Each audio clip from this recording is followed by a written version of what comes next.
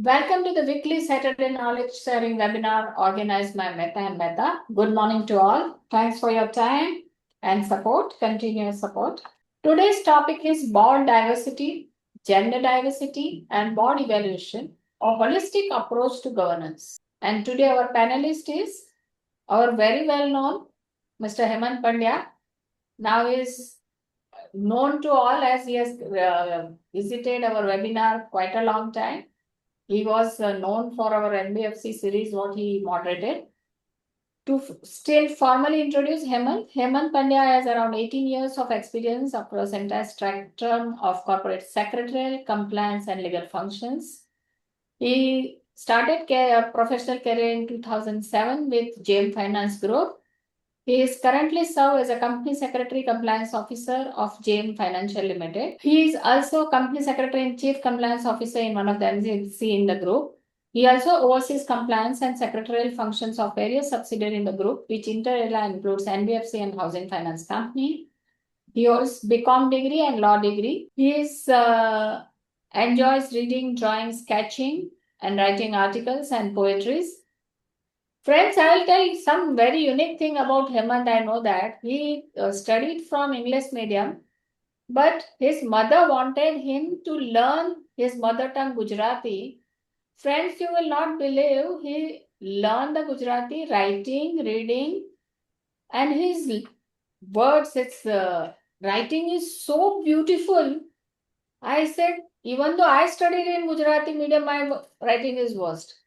Not only that, he write poetry in that level language he has reached. Very good it is, just because his mother wanted. Great. Thank you, sir. He is active in contributor to ICSL and conducted various program and training session. He has started his own WhatsApp channel, Comply Beyond Compliance, where he shares one focused post daily to encourage viewing compliance from broader perspective beyond just regulations. People can join that. Welcome, Hemant. Thanks a lot for your time. Thank you, ma'am. Today's presenter is Namrata Tatya. She's a member ICSI with over 9 years experience as a PCS and as a bachelor in law and commerce. She specializes in legal and corporate secretarial matters, startup compliance, ASOP and investment deal advisory. She has worked as a consultant and advisor with various leading CA firms, startups, investors, government companies, educational institutions, franchise business, etc. She is a certified cost trainer and independent director in a listed company. She is heading Mehta's Raipur branch. Thanks, Namrata. As our other panelist, Sudhakar, need no introduction, star performer, and our star performer, Mr. Bala, who also is a moderator, need no instruction. We thank all our panelists for today's webinar, for joining us on our knowledge sharing journey on behalf of entire team Meta and Meta. With this, I'll request friends, I'll today also say, because this topic is also quite near to my heart, board evaluation. Earlier, it was not that catch up, voluntary, then also compulsory, that internal, that external help or external evaluation was not happening. Then slowly it picked up.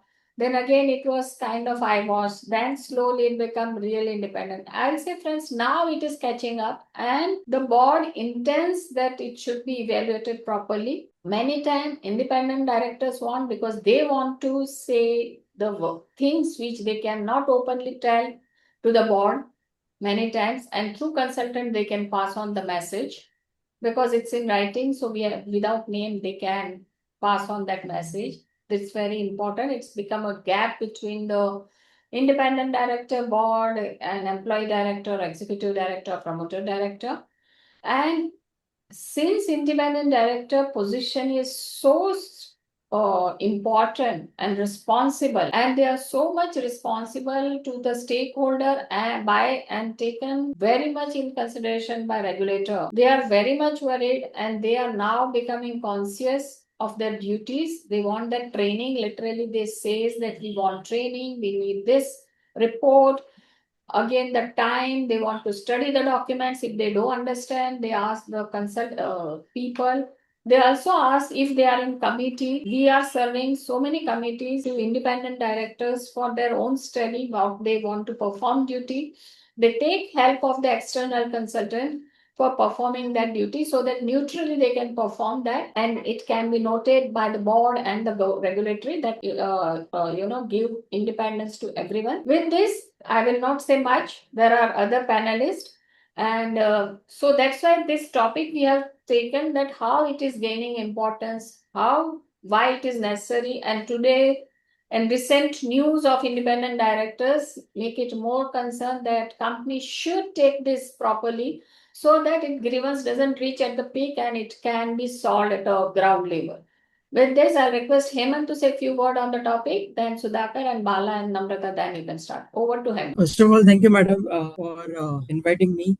When it comes with Meth and Meta friends, my profile, I don't know how I missed in the profile, but I was also a part of Meth and Meta, and it was in 3.5 years which I was a part. I've done so many things under leadership of Dipti ma'am and Atul sir. So I really learned, a lot of things and a lot of practical things, and I could do it. So in my growth, I can always say Meth and Meta also played a very, very, very important role in that. Thank you, madam, for selecting this kind of topics. Last, we had the corporate laws amendment bill, which was, one of the things which we were the first to start, and I really, really liked, when people were asking questions and the way we were answering. So it's really enjoying. And today, the topic is also, as you said, it's much needed topic, need of the hour.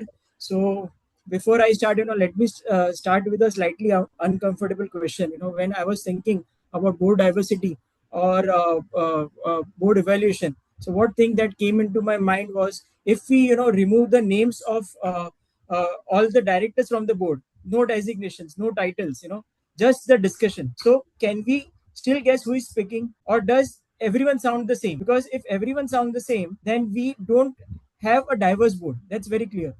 We just have a well dressed consensus, and I believe that's the real risk, when it happens. People with the same view, people without a diverse view.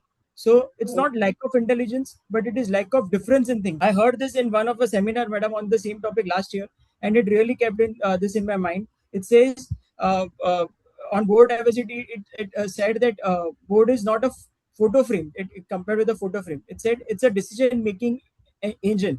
It said diversity is not about filling seats, it is about filling the blind spots. And board evaluation is not an annual ritual to be filled away with the minutes, but it is board mirror. So it compared board evaluation as a mirror. It said, as a good mirror does not flatter, it tells what board evaluation will help us to tell, whether the board is actually adding judgment, actually adding challenge or value.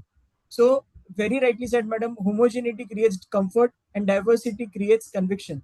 So diversity is not about who is present in the boardroom, but it is somewhere, about uncomfortable questions are allowed to be asked in the boardroom. And that is where, board evaluation comes in. Because if diversity is the input, board evaluation is nothing but the reality check. So according to me, board evaluation plays a very important role, including the diversity.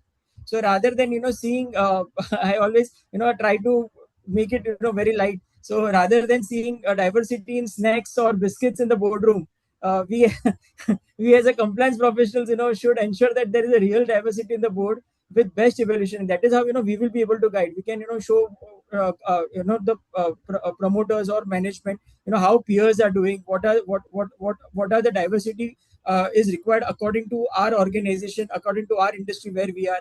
And that is how, uh, so how to ensure, best evaluation, what we should be doing. I think we are going to dwell upon today in next 2 hours with all stalwarts like Bala sir, Sudhakar sir, Dipti madam and Namrata. So I'm very enthused to listen also, and share my views from somewhere which I have learned in my experience. So thank you, ma'am. Thank you. Thank you. Thank you, Sudha. Good morning, everyone. As Deepthi has said, that board evaluation and board diversity, which are very close to her heart. In fact, according to me, they are close to every company secretary's heart. How many of us who can deep dive into this particular subject is very, very important. Is it only an exercise of compliance, or we are looking at beyond that. The purpose of today's webinar is we should look beyond that. We should not be a tick box exercise. So we should understand that what is the objective of board diversity, what is the objective of gender diversity, and what is the objective of board evaluation. Unless until we know the objective, we will never be able to understand the subject very well. According to me, the most two crucial aspects for a corporate governance is board diversity as well as board evaluation. When we talk about the board diversity, as we know that board constitution is very, very important for any organization. And of course, there are rules and regulations out there while we are constituting or composing a board. Most of the times, okay, that give very less importance to the skill sets what the board requires. In fact, that is the one of the reasons why SEBI has mandated the listed entities have to identify the skill sets required by the board, as well as that skill sets are also to be published as a part of the corporate governance report. And these skill sets have to be mapped to the board of directors. The reason being, whenever there is a vacancy in any independent director position or in any non-independent director position also, you should be able to understand that what are the skill sets required by the incumbent. Unless until you map the skill sets, it will never be able to be done. Number two, while we are selecting the board, while you are constituting the board, it should not happen that all my relatives are there, my known people are there, my old boys club friends are there. That is not the objective. Why we need to have a board diversity? If you want a good symphony, you need to have diversified instruments. Suppose in a music, this thing, if all violins are there, all the drums are there, there will be only a noise, there will not be harmonious music. That's why for a beautiful symphony, you need to have a beautiful diversified instruments are to be there, instrumentalists are to be there. Same is the case with the board also. While you are constituting the committees, whether it is audit committee or NRC or risk management committee or even CSR committee, you need to have different skill sets of the members of these committees. Unless until your board is having these skill sets, how you will be able to constitute the committees and do a justification? In fact, when I used to interact with some company secretaries, I asked them that while you are constituting the committees, what I have been told is that the chairman has given instructions that all the independent directors should get the equal sitting fees. So divide the number of directors by the committees and then put all the committee members there. That is the most unfortunate part. That means what? A person who is, suppose, a technical person who might be a scientist, and you are putting him as a member of the audit committee, or you are putting him as a member of NRC committee, or a member of the risk management committee. He may be able to do some justice to the risk management committee, but not necessarily to the audit committee, with all due regards. So that's why while your composition of the board or constitution of the board, you have to also keep in mind about the constitution of the committees. Then comes about the gender diversity. Several times the question comes that why the woman requires a separate reservation for them. Fortunately or unfortunately, though we are among the equals, both male or female, historically or predominantly it so happened, even globally also, that women are neglected in the boardrooms. Not only in the boardrooms, even the CEO positions also they are neglected. But for the past decade or two, it so happened they are getting the prominence and all in every field of that. In fact, when I talk about the gender diversity, I wrote an article also about that. I always link the governance to the scriptures. If you see that despite the fact that we have Brahma, Vishnu, Maheshwar, but we all equal importance we are given to the Tridevi, that is Lakshmi, Saraswati and Parvati. Lakshmi is the goddess of wealth. Parvati is the goddess of Shakti, power. And Saraswati is the goddess of intellect. Vishnu, if he has to run the creator, the planet, he requires money and he has to go to Lakshmi only. He cannot create wealth on his own. Same is the case with Brahma also when he is making the creation. But the intellect, he don't have the intellect with him. The intellect is there with Saraswati. So he has to go to her. Same is the case with Maheshwar. He has to go to Parvati unless until that Shakti and Ishwar comes together,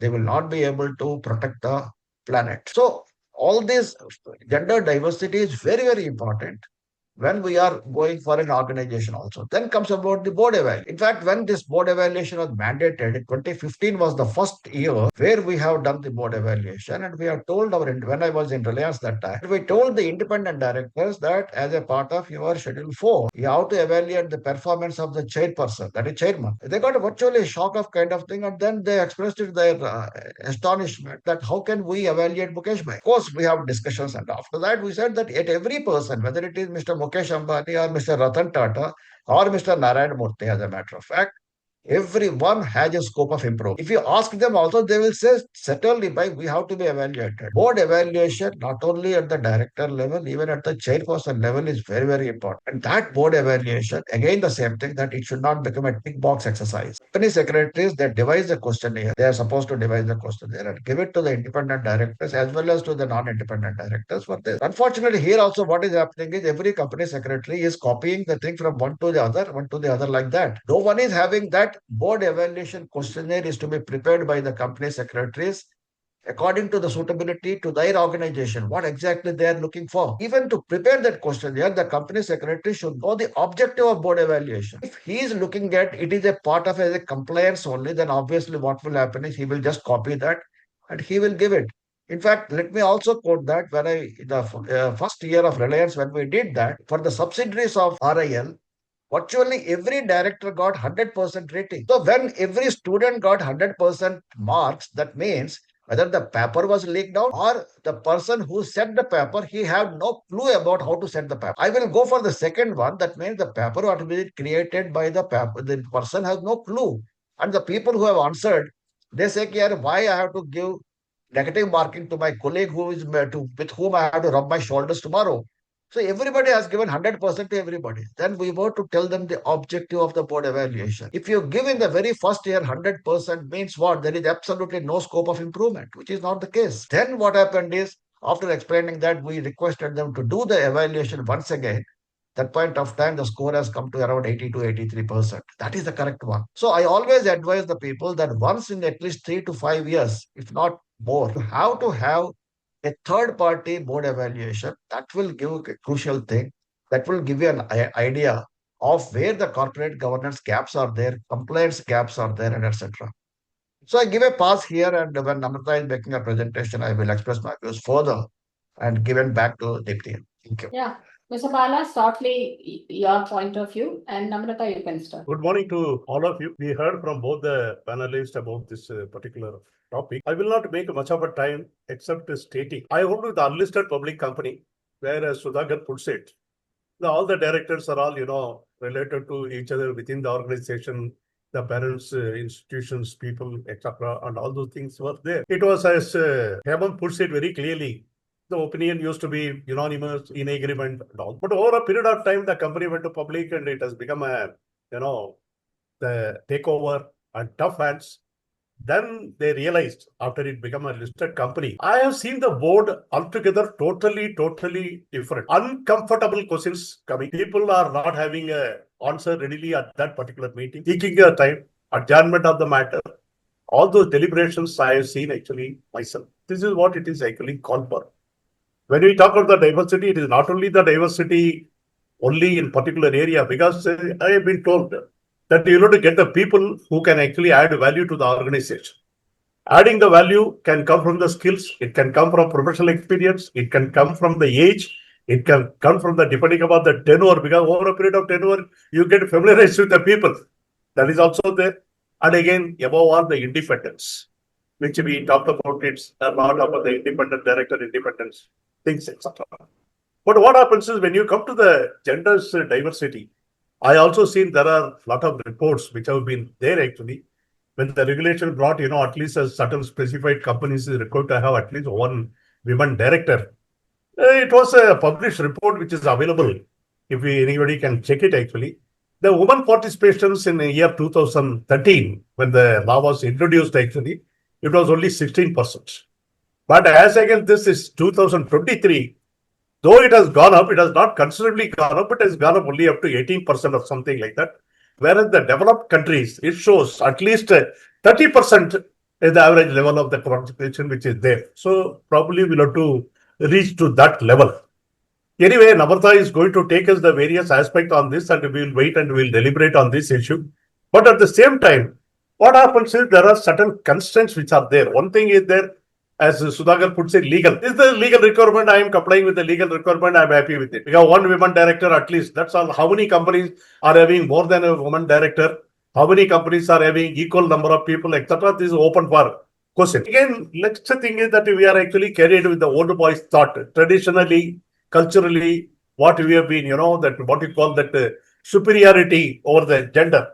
that issue is actually so really speaking, it is more of a practice rather than a discussion. It is more of the practice rather than the talk.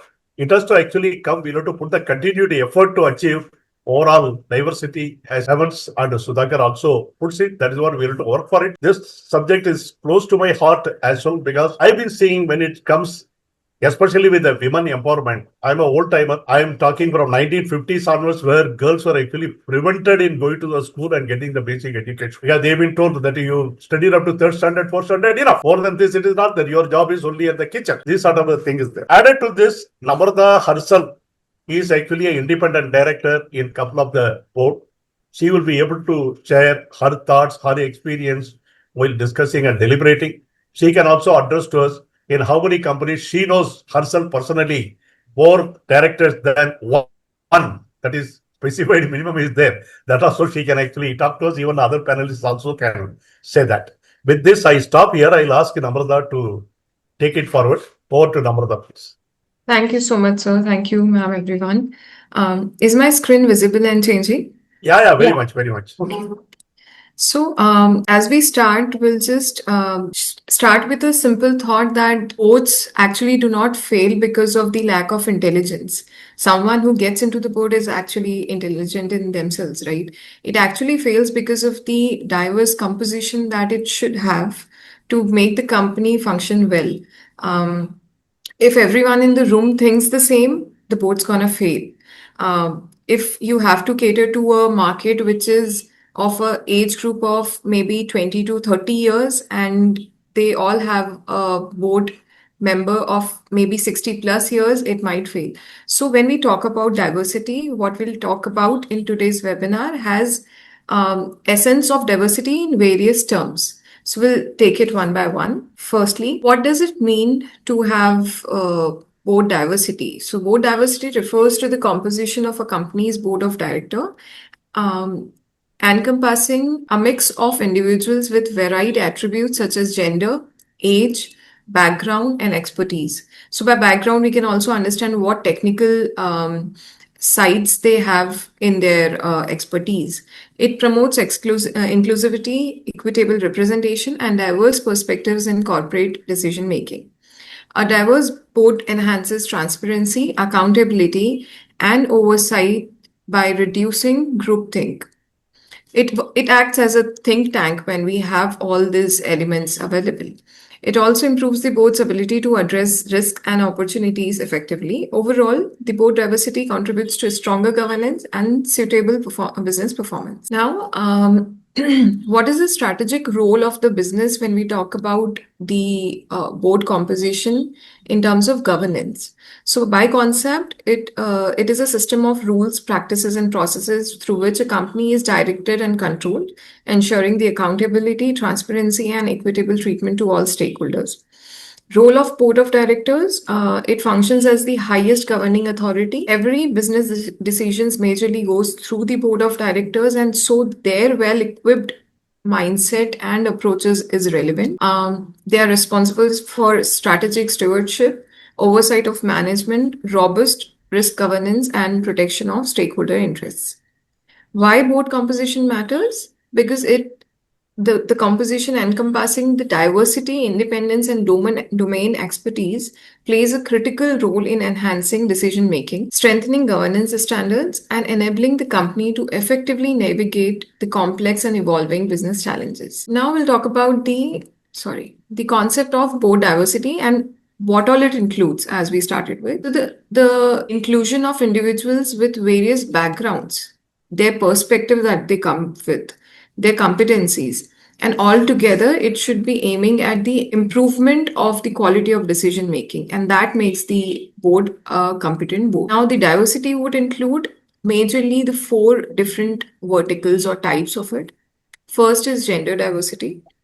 We talk about women directors, we talk about the balance of gender, and it comes from basic sense that a woman carries or the male carries. And Sudhakar sir already spoke about it. How and why is it relevant in today's time, referring to the past times? Then there is this age diversity. Of course, to run a company, you need experience but also you need someone who can put in their fresh thinking into it. Thirdly, ethical and cultural diversity. And fourth, educational and professional background. Educational and professional background actually refers to what domain expertise you come up with. If it is a IT company and the board only comprises of business mindsets or governance background professionals, the company might not perform that well. So you need a mix of all the professional expertise that's required to run the business. Then we have strategic importance of board diversity. One minute, Yes, Murtha, go back to the previous slide, please.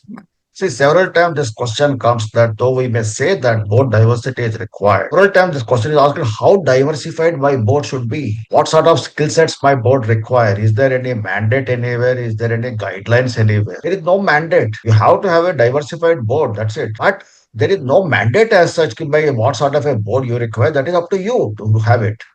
But in general, if you have to look at what is your size of your company, what are the dynamics of your business, then accordingly you have to constitute your board. But in general, every board should require, apart from the domain experts, that means the directors who have the business expertise, apart from that, you require a good financial person. Not necessarily he has to have a particular degree, chartered accountant or a company secretary or a cost accountant or an MBA finance, something like that.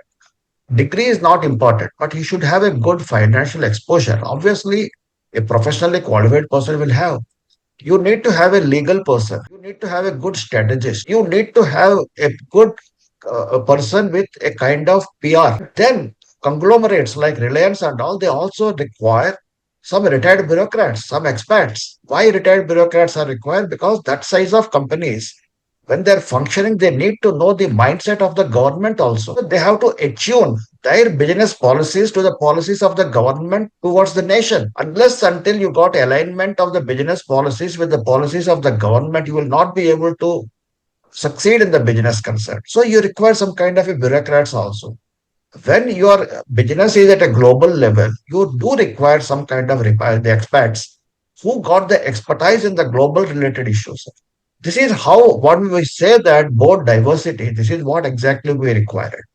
Yeah, go ahead. Sudhakar, Sudhakar, actually, you well said this. As I said earlier, when I saw the unlisted public company which went to public company when the board is reconstituted, what exactly they have done is more or less what you actually said. What they have done is they have actually inducted one of the leading legal firms as a director who can give the legalized expert. And when it comes to finance, they also given a due importance to the finance. In fact, they actually picked up one of the very senior person who retired from the Price Waterhouse. They actually brought him as a finance person there and who actually became an audit committee chairman. That is what they realized. And not only that, they also realized against the business prospectus. So the company was in the metallurgical industry. So they actually brought a business magnate who are well versed in understanding the market and working with the innovative activities. That is what they have actually inducted. So as you rightly said, the regulation says you need to have the optimum composition of the board. That's what it leaves. Because regulation cannot dictate what sort of the board for each of the company which is required. As rightly said, it's all required according to the industry, according to the need of the business, according to the type of the business, what they have. That is what one has to actually design. That is why I said in the beginning also, it is, less of the talk, more of the practice. If I can add one thing, what you have said is very correct, sir.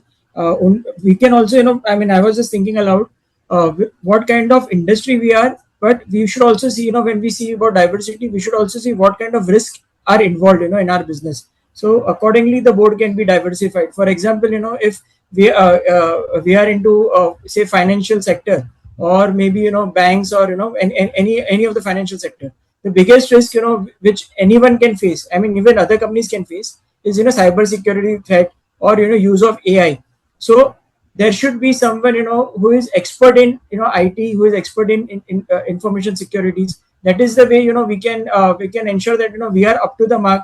Because what will happen is people may be using AI in their organization, but if they don't have an AI policy, or someone is not looking into that AI part, and someone is not guiding that you have to look that this also while using this kind of AI, which is going to improve your productivity, but at the same time, there is a lot of risk. So we should be ensuring that even risk part is considered when we think of diversity.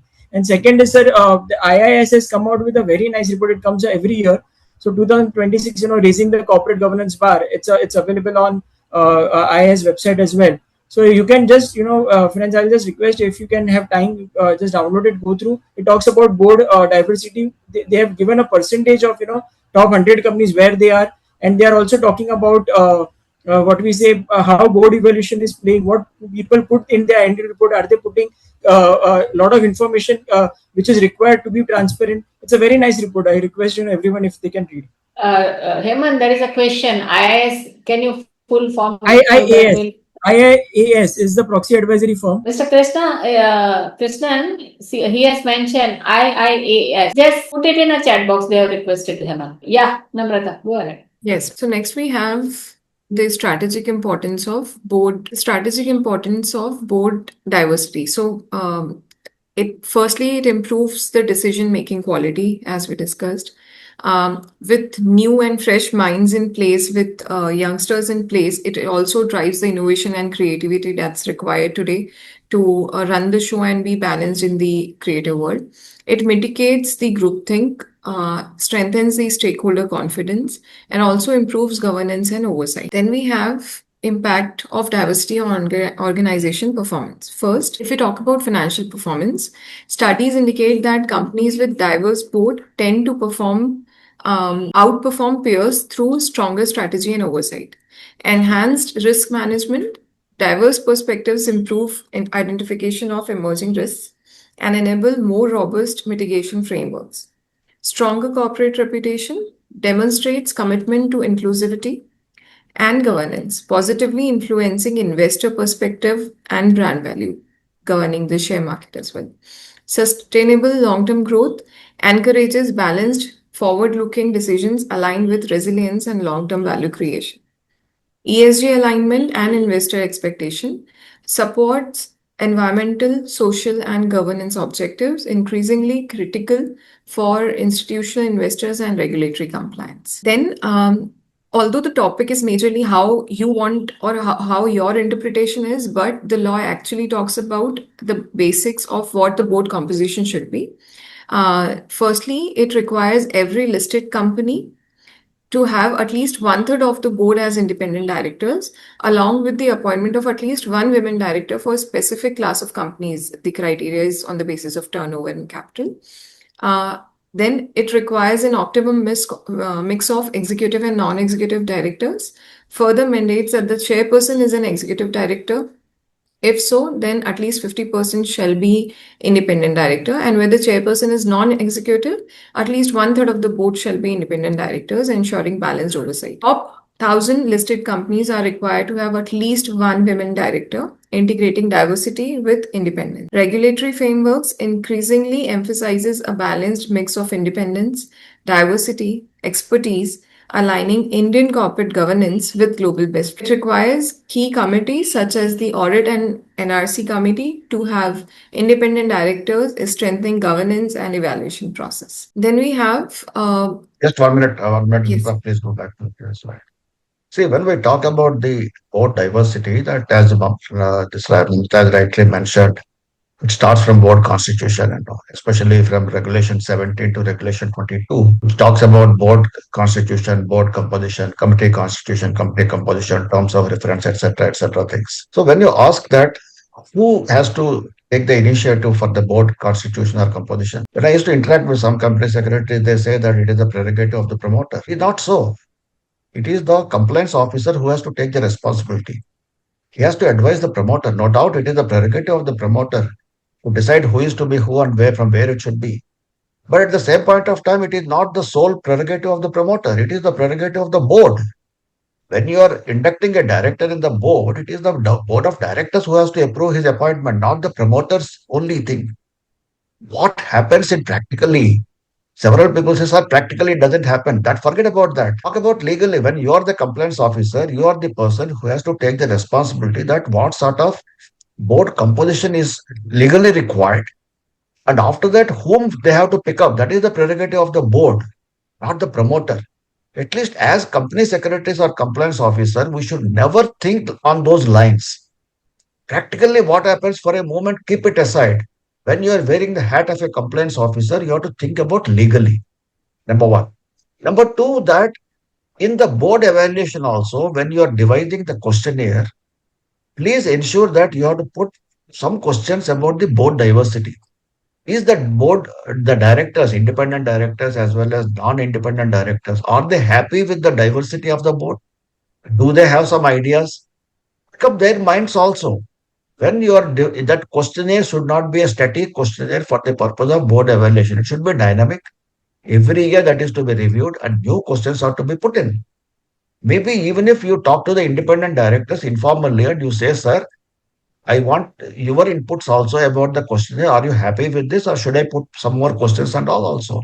Because they are sitting on different boards and they can give you some good inputs. This is what exactly we used to do in RIL. Yeah, so There is basically, there is one question has actually has come. If there is no regulatory framework, can it be said that the board diversity is more of a concept of the theory than in the we discussed in one of our earlier webinar that even the people with a diverse experience having their resume in ICA database, they are not actually appointed as an independent director. Hemant, your view on this? So what happens generally is, practically, I mean, what he's saying is not, it's not on paper exactly, but definitely, promoters or any other management will think that, if a person, if I want to be, I want to appoint him as an independent on my board, few things that he will take care, whether, he has that kind of expertise. Second is, whether he will be able to gel up in the boardroom, whether he will be able to contribute. So what happens is generally, sir, when they are appointed,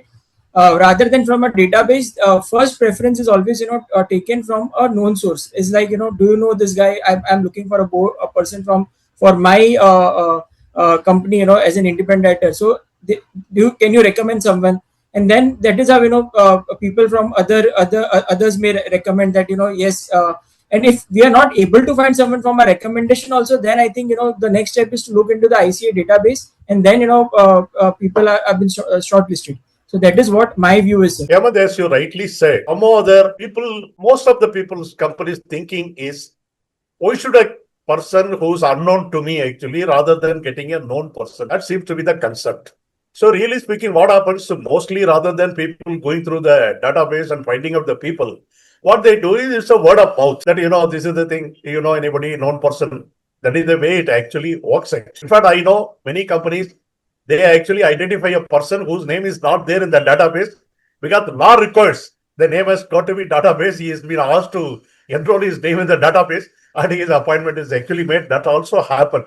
That is why I said in the beginning, it has to come actually within because we have to practice more. It has to be, more constructive way of looking into the suitability. Because today the SEBI has given enormous power to the nomination remuneration committee, especially when they are talking about, nomination remuneration committee should go into the skill matrix and need and analyze what is the need of the company's requirement, whether the person's suitability, all those things. I think proactively the nomination remuneration committee also need to play. As Sudhakar puts it, company secretary can definitely add to this concept and he can make a suggestion, we can tell them. Although the decision making is ultimately left, recommending authority being the nomination committee and the ultimate decision is coming from the board, company secretary proactively can definitely play a good role actually. Yeah. I One will more thing. sorry. Dipti, go ahead. Dipti, go ahead.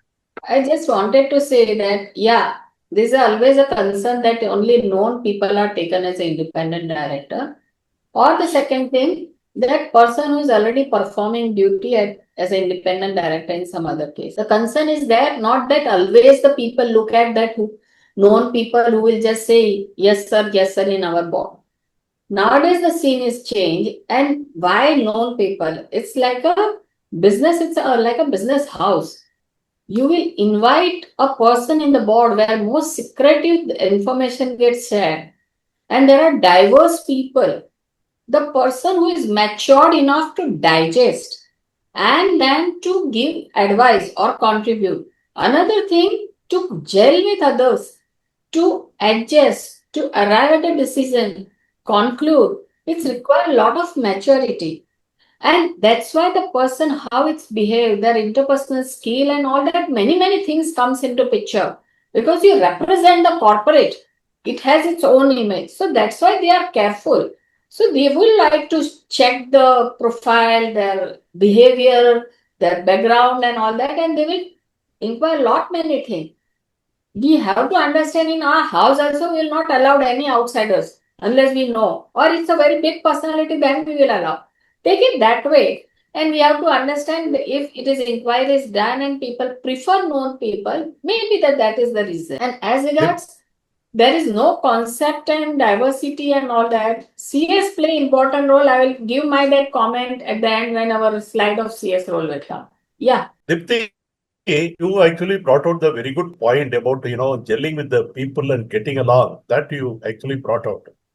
When I actually saw the two different companies, one is the unlisted public company, when became a public company, what happened one of the time, the chief financial officer, he was to be replaced. Many of the thinking was there, why not we actually get within the organization a person who has been working, who has been familiar with the company, etc. But somehow the company which was taken over, their thinking was different. They said, no, we want to bring the new blood. We want to get the outside. We want to get the experts. That's what they thought.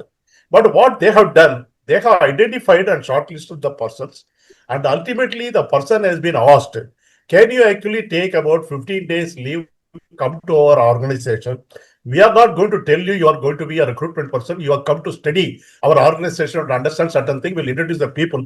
So you move with the people and you'll see. Informally, they have done. He was there in 15 days in our organization. He moved with the senior executive and other thing and all. Ultimately, there was a informal talk for there. How is the person? How is the behavior? What is the attitude, etc. And all this thing. Ultimately, they have actually got ahead assessing the suitability.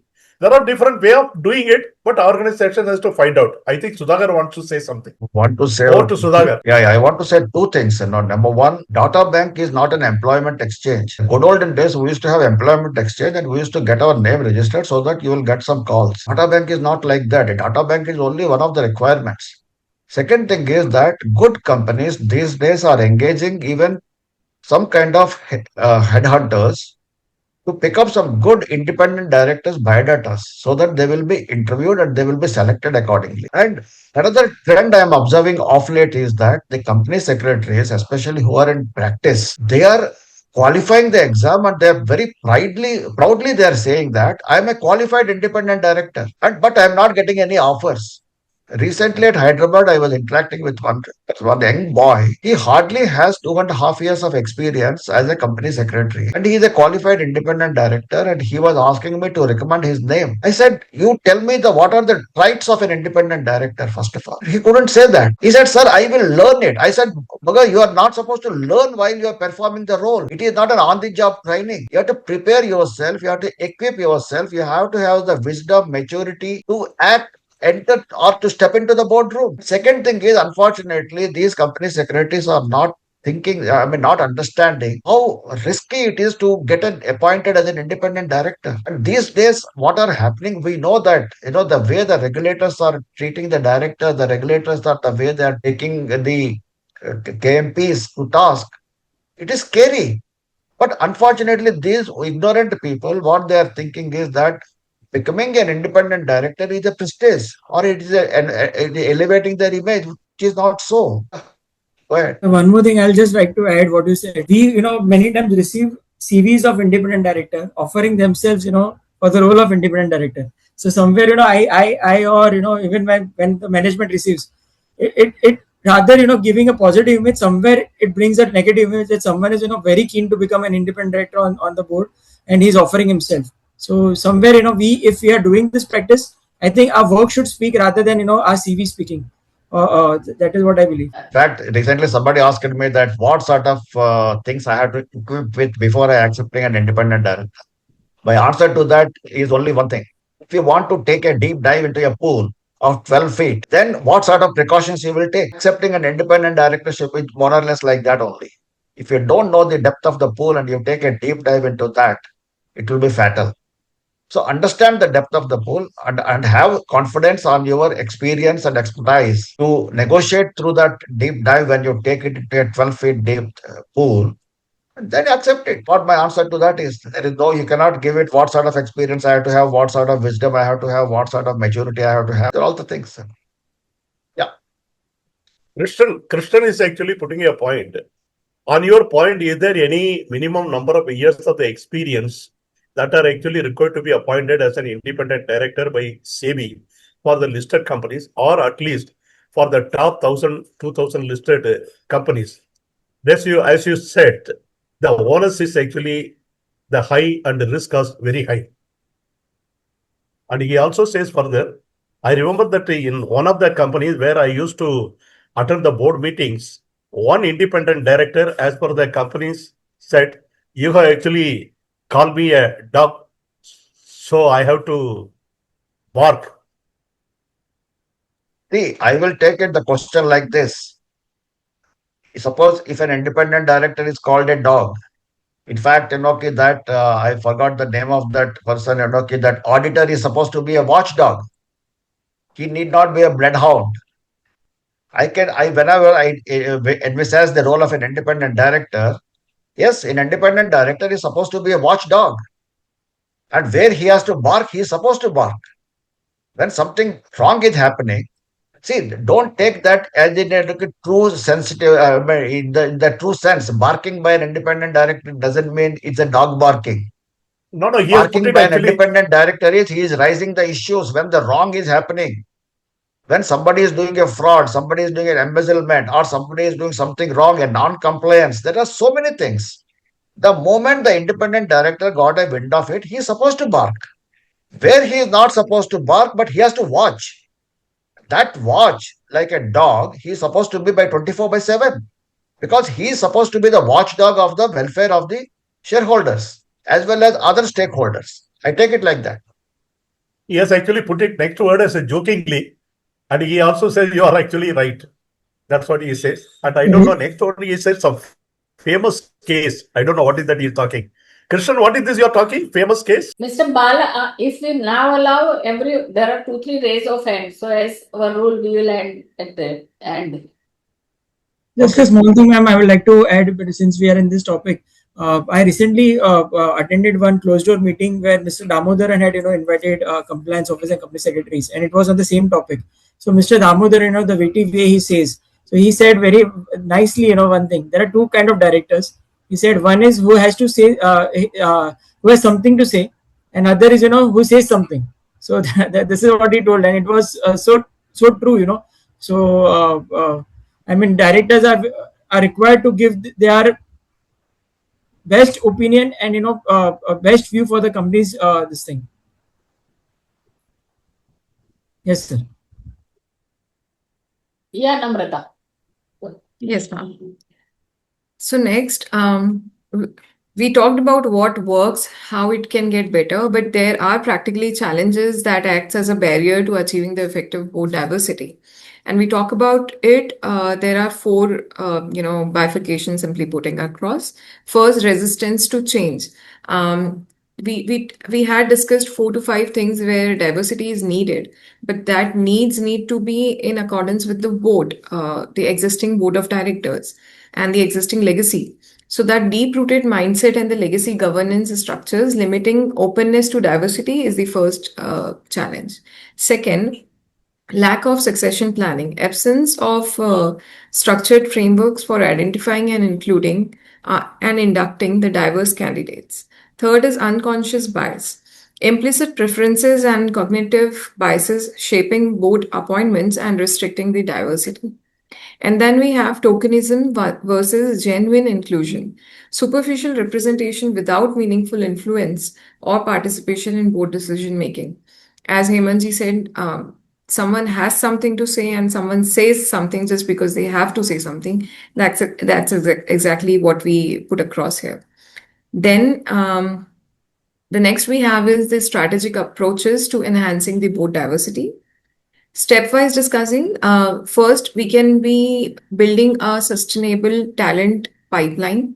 This focuses on succession planning and leadership development to create a diverse pool of future board candidates. Then, driving inclusion through mentorship and culture, encouraging mentorship, engagement, and inclusive practices to ensure effective participation in diverse matters. Then we have institutionalizing diversity through formal policies, adoption of well defined diversity policies to guide board composition and reinforce governance commitment. Then we have competency mapping through board skills matrix, systematic identification of skill gaps to ensure a balanced mix of expertise, experience, and perspectives. Lastly, strengthening these selection frameworks, implementation of transparent, merit-based, and unbiased nomination process to enhance fairness and inclusivity. Then we have gender diversity with changes in the acts and regulations that talk about compulsory appointment of women director in certain class of companies.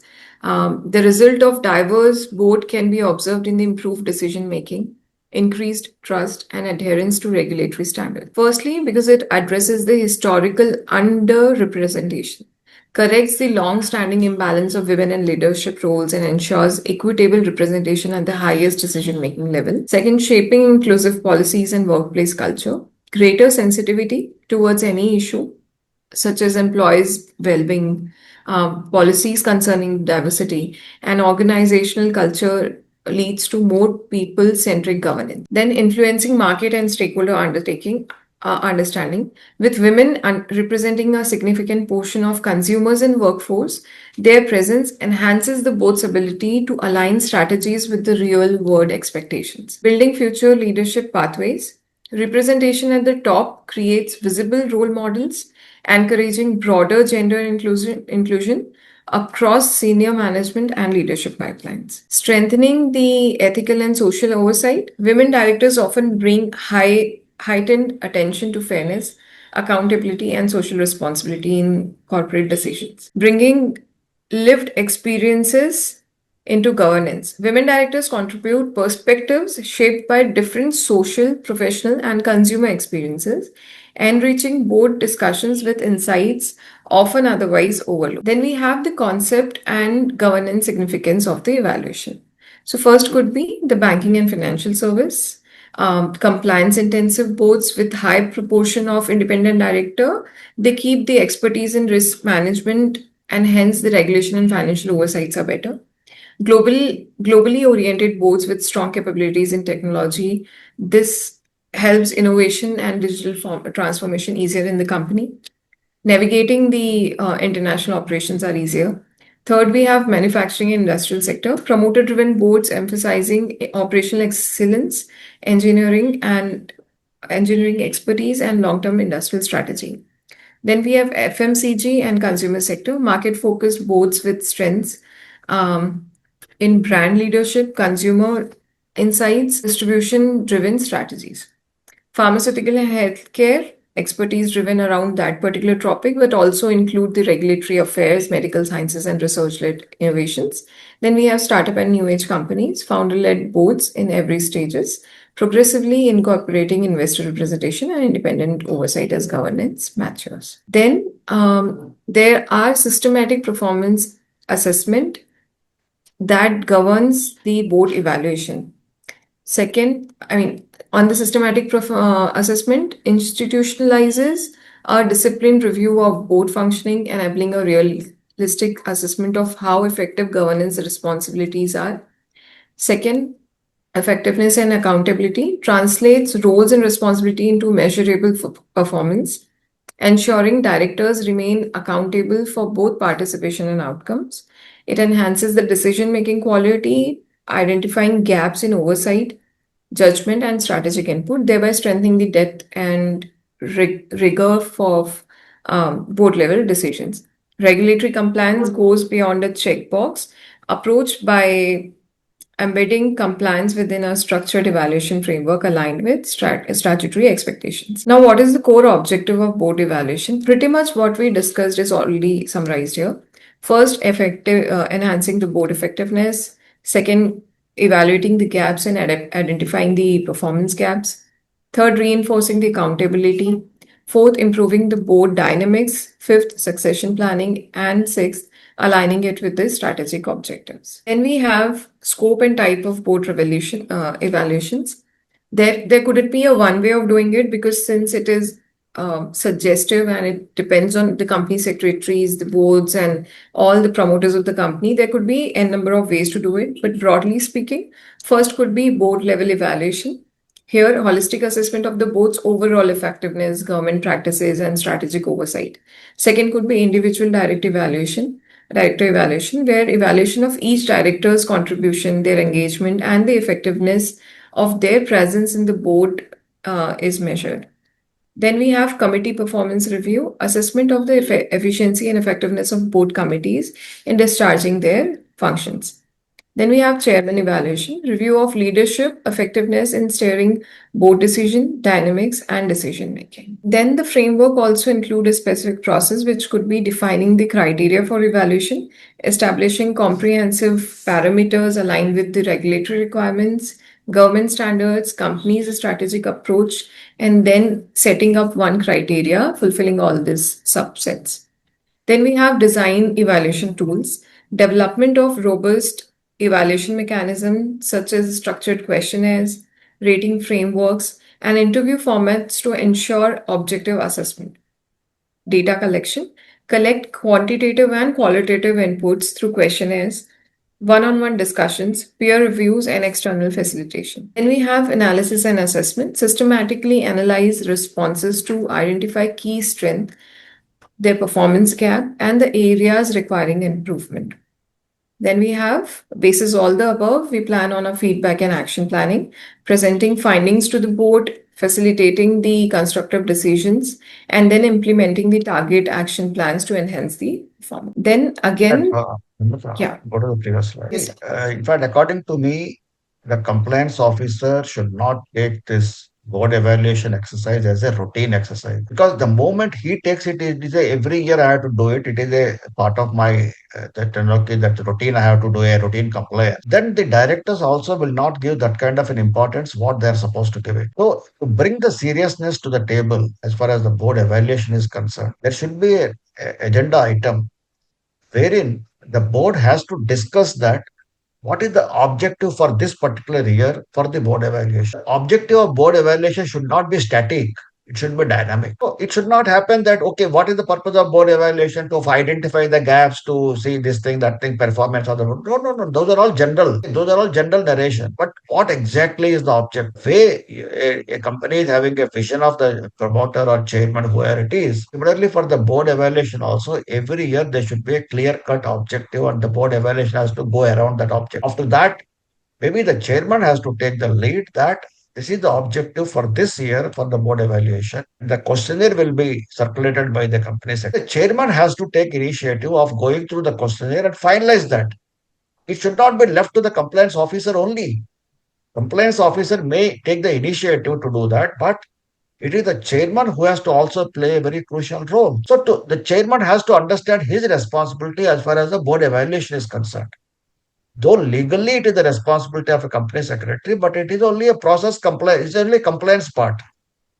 But if you want to really bring the seriousness to the table, it is the board which has to collectively take that seriously, and the chairman has to drive that. The moment the independent directors comes to know that the chairman himself is driving this, they will also become serious about it.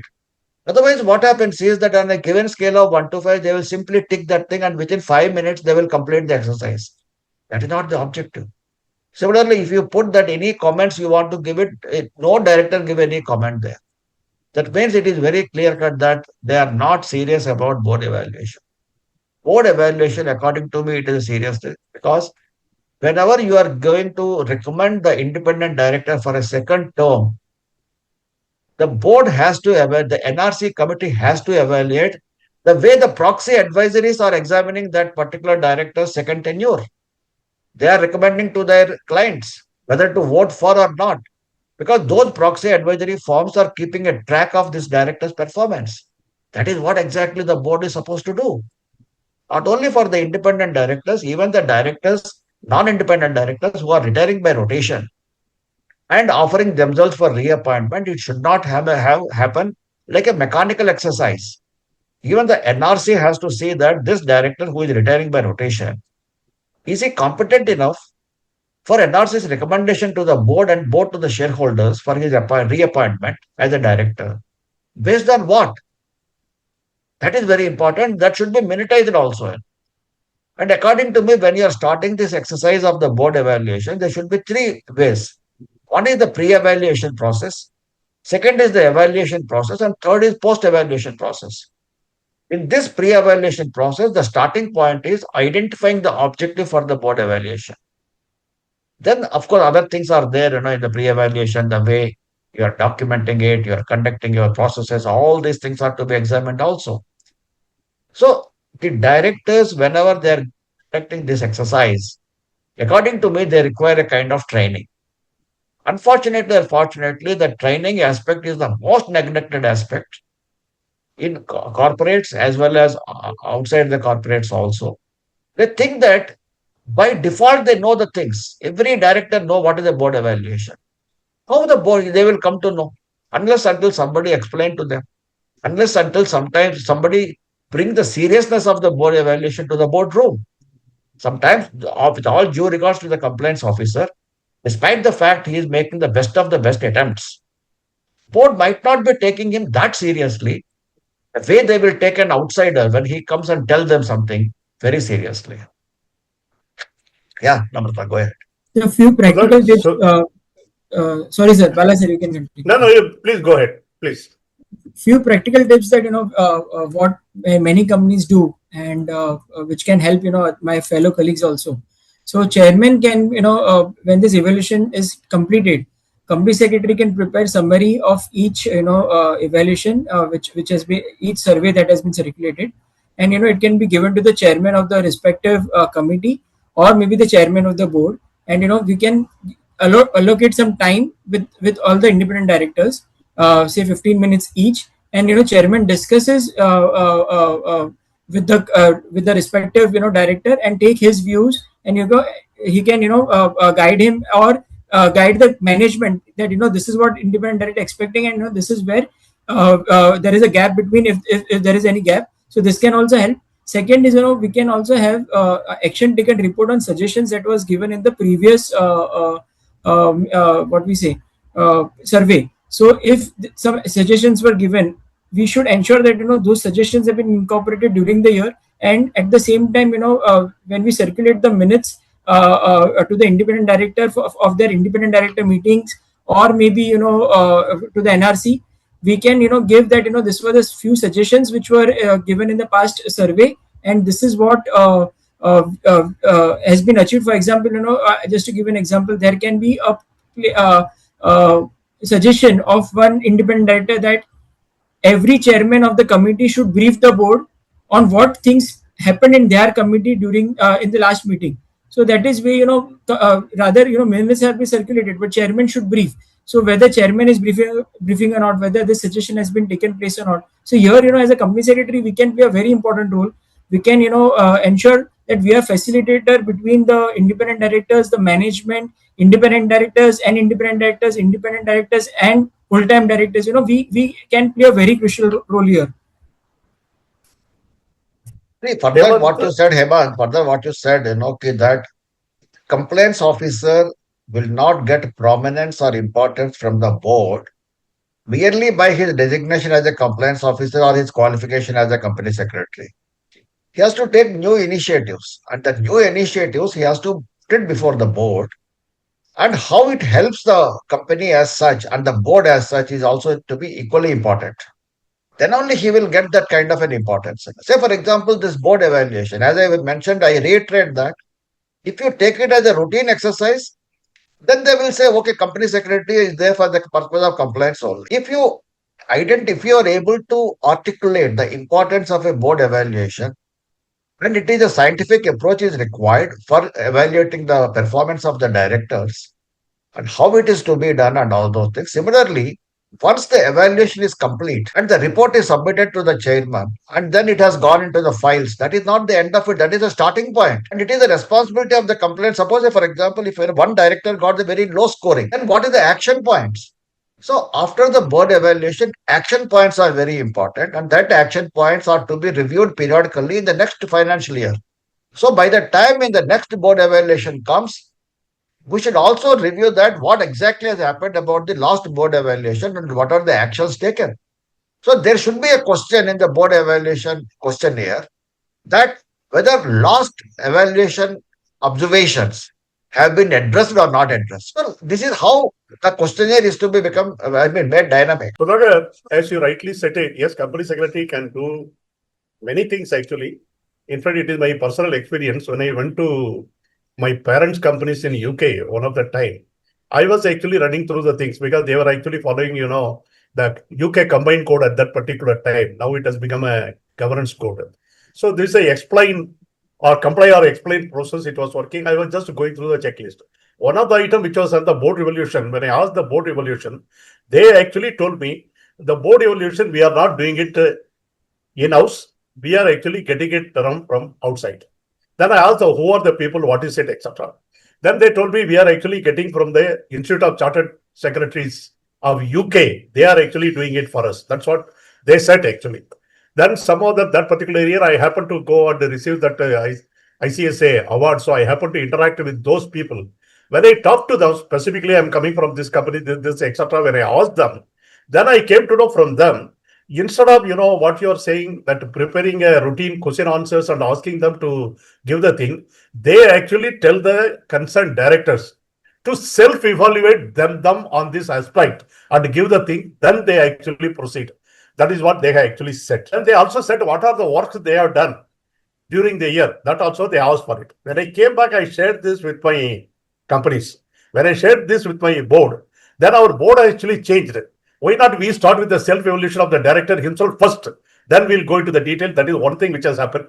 And the second thing is, from that year onwards, what has happened is that all the committees chairmen are asked to give what are the work they have done during the year, which has actually become part of the committee reports in the annual balance sheet. We publish the work done by the committee in the respective thing. We have started publishing it.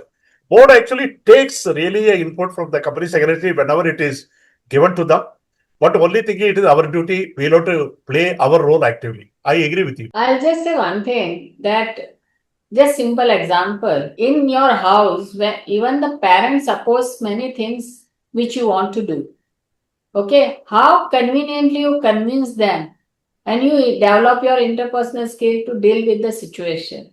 The same thing that when the CS has been restricted or not allowed, which generally people say that our freedom and right, it's your art of convincing the person opposite to you. Not always a fear, but sit in their chair and try to explain that if you give some justification which help to achieve his goal, then that person will listen to you.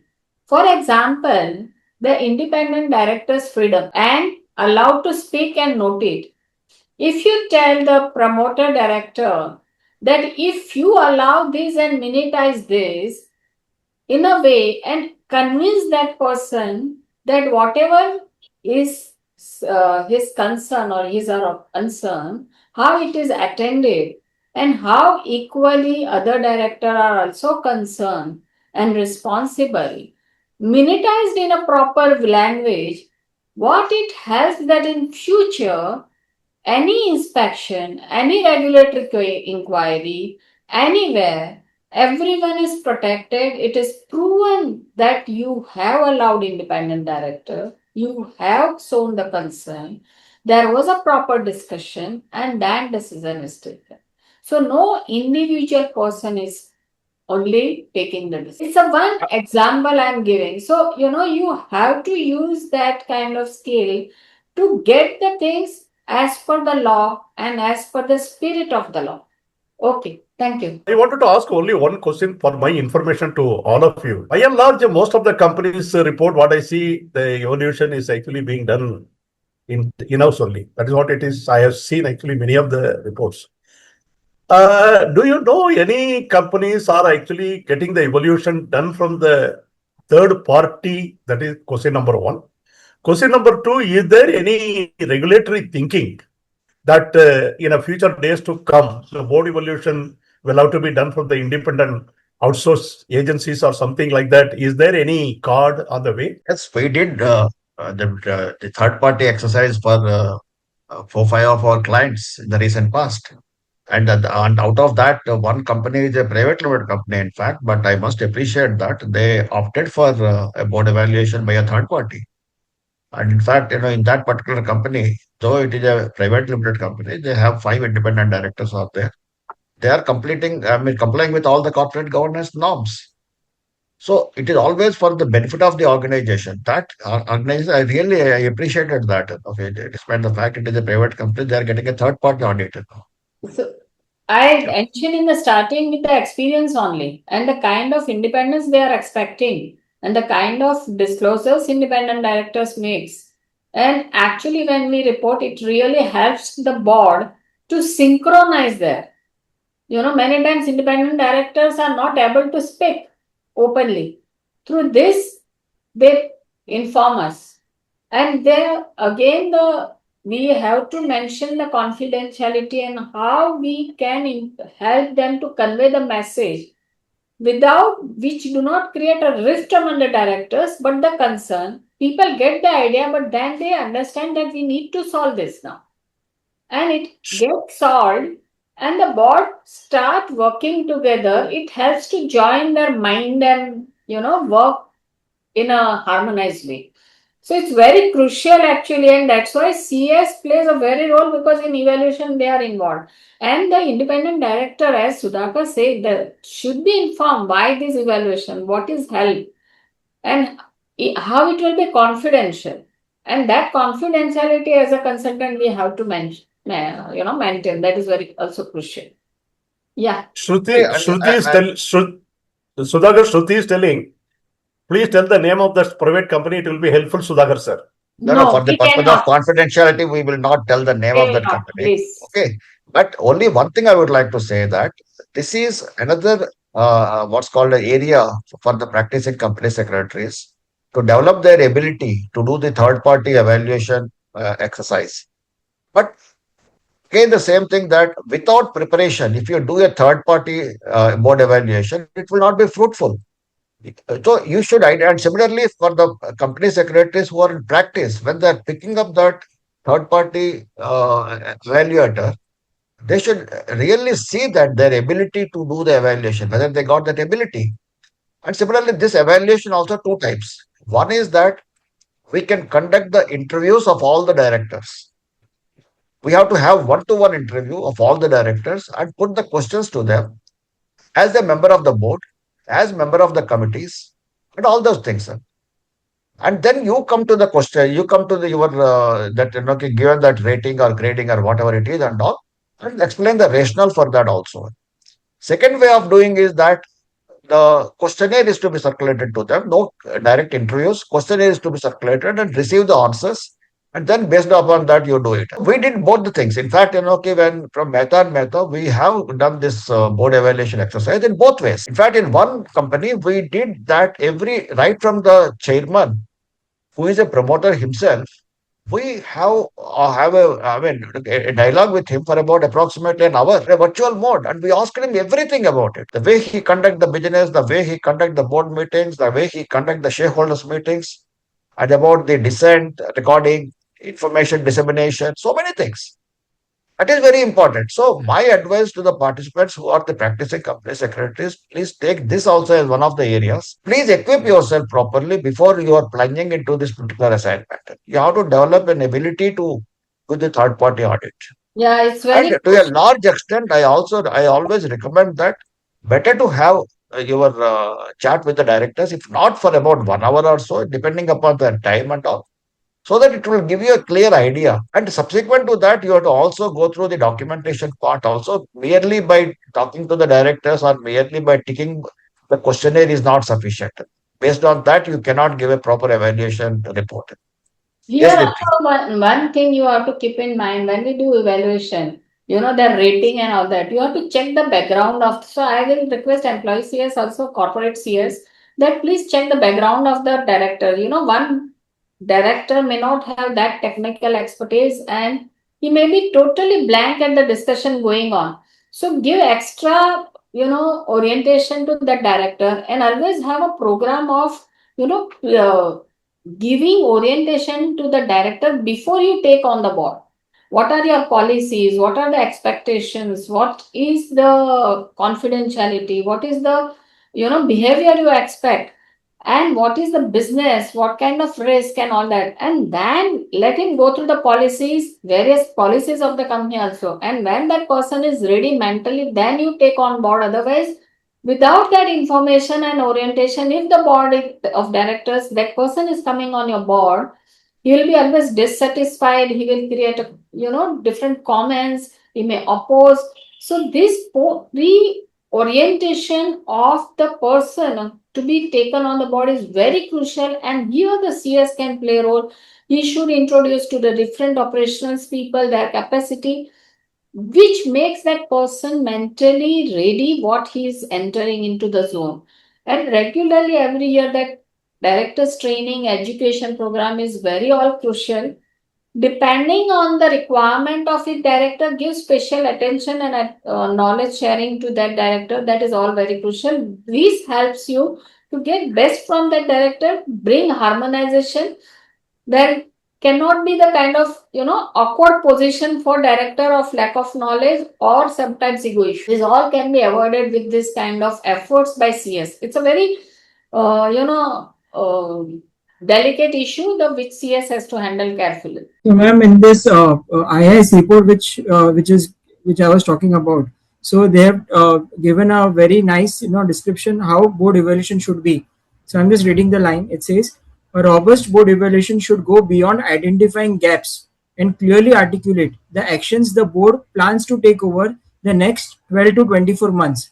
This includes step to close governance gaps, sharpen decision making, strengthen oversight, and improve boardroom effectiveness. So this is, that is what expectation of a proxy firm is, and they have given a data where how many percentage of company has ensure that they have disclosed that in their outcome in their annual report, the board evaluation leading to a board improvement plan. So they have given in 2025 there were 13% of the companies who have done this.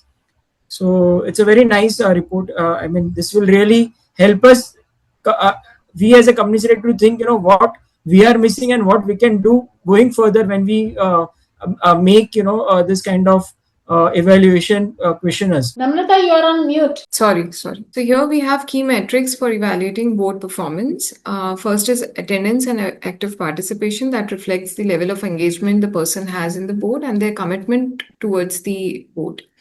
Next, we have strategic contribution, assessing the board's ability to provide direction and adding the value to long-term decision making.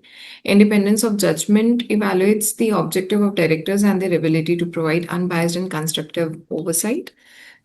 Risk oversight capability measures the effectiveness of the board in identifying, assessing, and managing the key risks. Ethical leadership and governance practices examine adherence to integrity, transparency, and established governance standard. Then we have the strategic interplay side of the diversity and evaluation, wherein the diverse boards comprising various directors from the various backgrounds, skills, and perspectives contribute to more comprehensive and deliberations and enable the well-rounded objective evaluation outcomes. The board evaluation frameworks plays a crucial role in assessing the extent of inclusiveness during the diverse members are actively participating and their perspective are effectively integrated. Evaluation also helps identifying whether diversity is merely representational or is translating into meaningful contribution and value addition in the board level. Robust evaluation process enforces the effectiveness of diversity by linking it to performance, accountability, and governance outcomes. Together, board diversity and evaluation create a feedback loop that strengthens the board dynamics, enhances the decision quality, and supports the long-term governance excellence. Then the best practices include regular and structured evaluation, use of independent external evaluators to bring the objectivity and credibility into the evaluation process, The transparent disclosures ensuring clear reporting of board composition and evaluation outcomes in annual reports. Invest in ongoing learning initiatives to enhance directors' skills and governance capabilities. Diversity focused succession planning. Integrate diversity considerations into board succession planning to build a balanced board.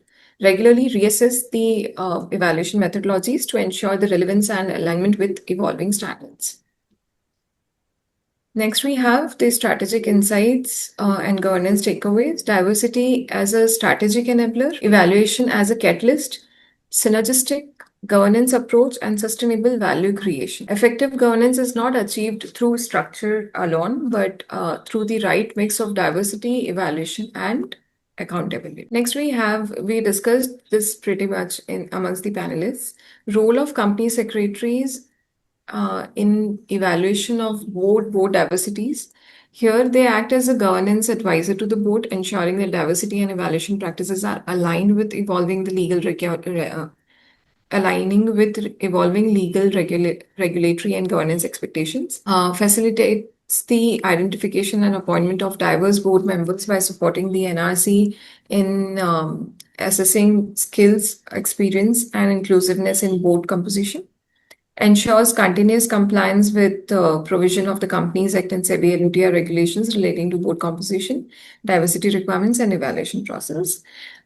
Designs, reviews, and refines structured board evaluation framework, including performance criteria, assessment tools, and methodologies to ensure objective evaluation.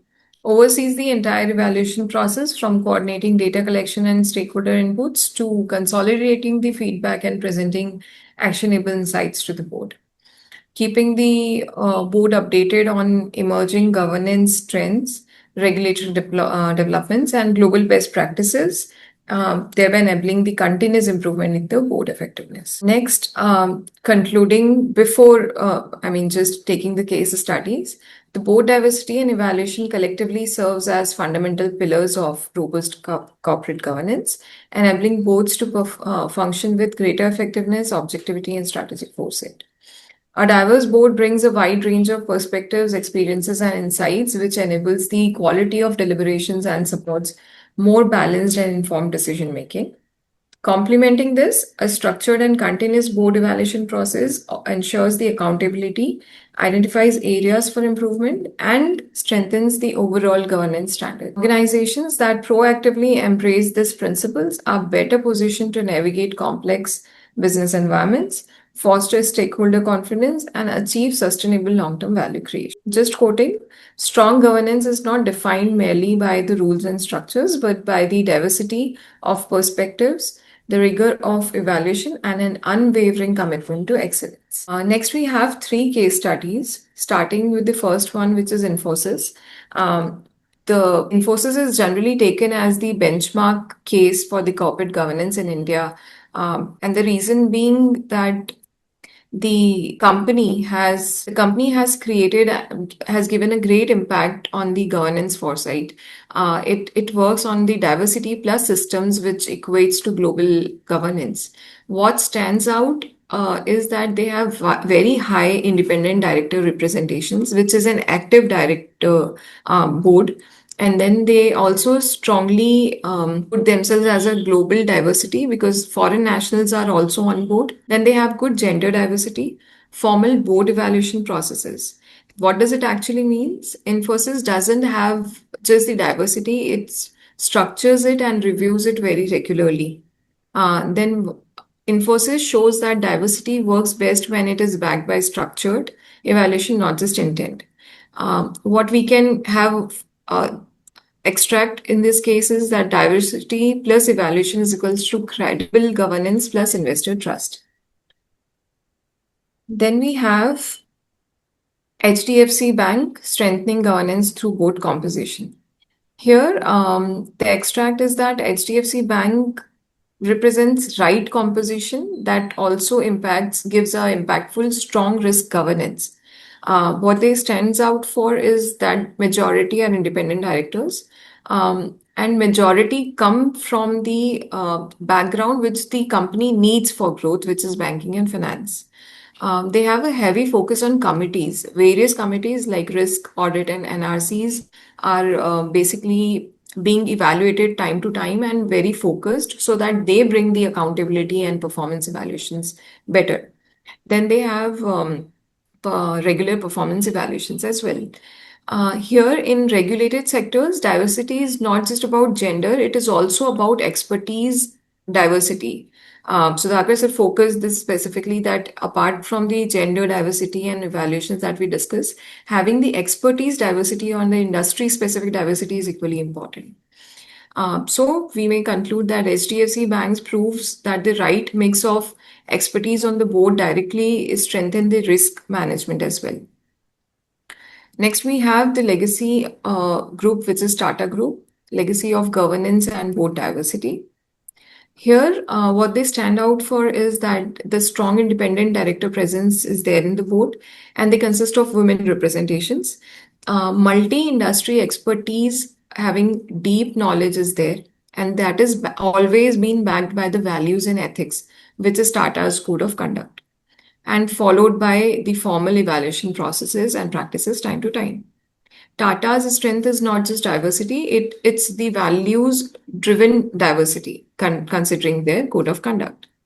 So, Tata Group shows that governance becomes sustainable only when diversity is aligned with the strongest version of the values and code of conduct that they have. So, what we can conclude here in this case is culture plus diversity is always a long term governance credibility. So here with these 3 case studies, I'll conclude my presentation and over to the panelists. Fact, Namrata, the 3 case studies what you have picked up, in all the 3 cases, they have corporate governance setbacks. In case of 2 companies, which are of course iconic companies as far as corporate governance is concerned, about a decade before, we all know that in Infosys as well as in Tata's, there was the promoter founder and the board as well as of the CEO. They have a pact among themselves. And of course, that has come to the public domain also. And as recently as HDFC is concerned, again, the same issue there. The chairman has resigned because of some differences of, among the board members.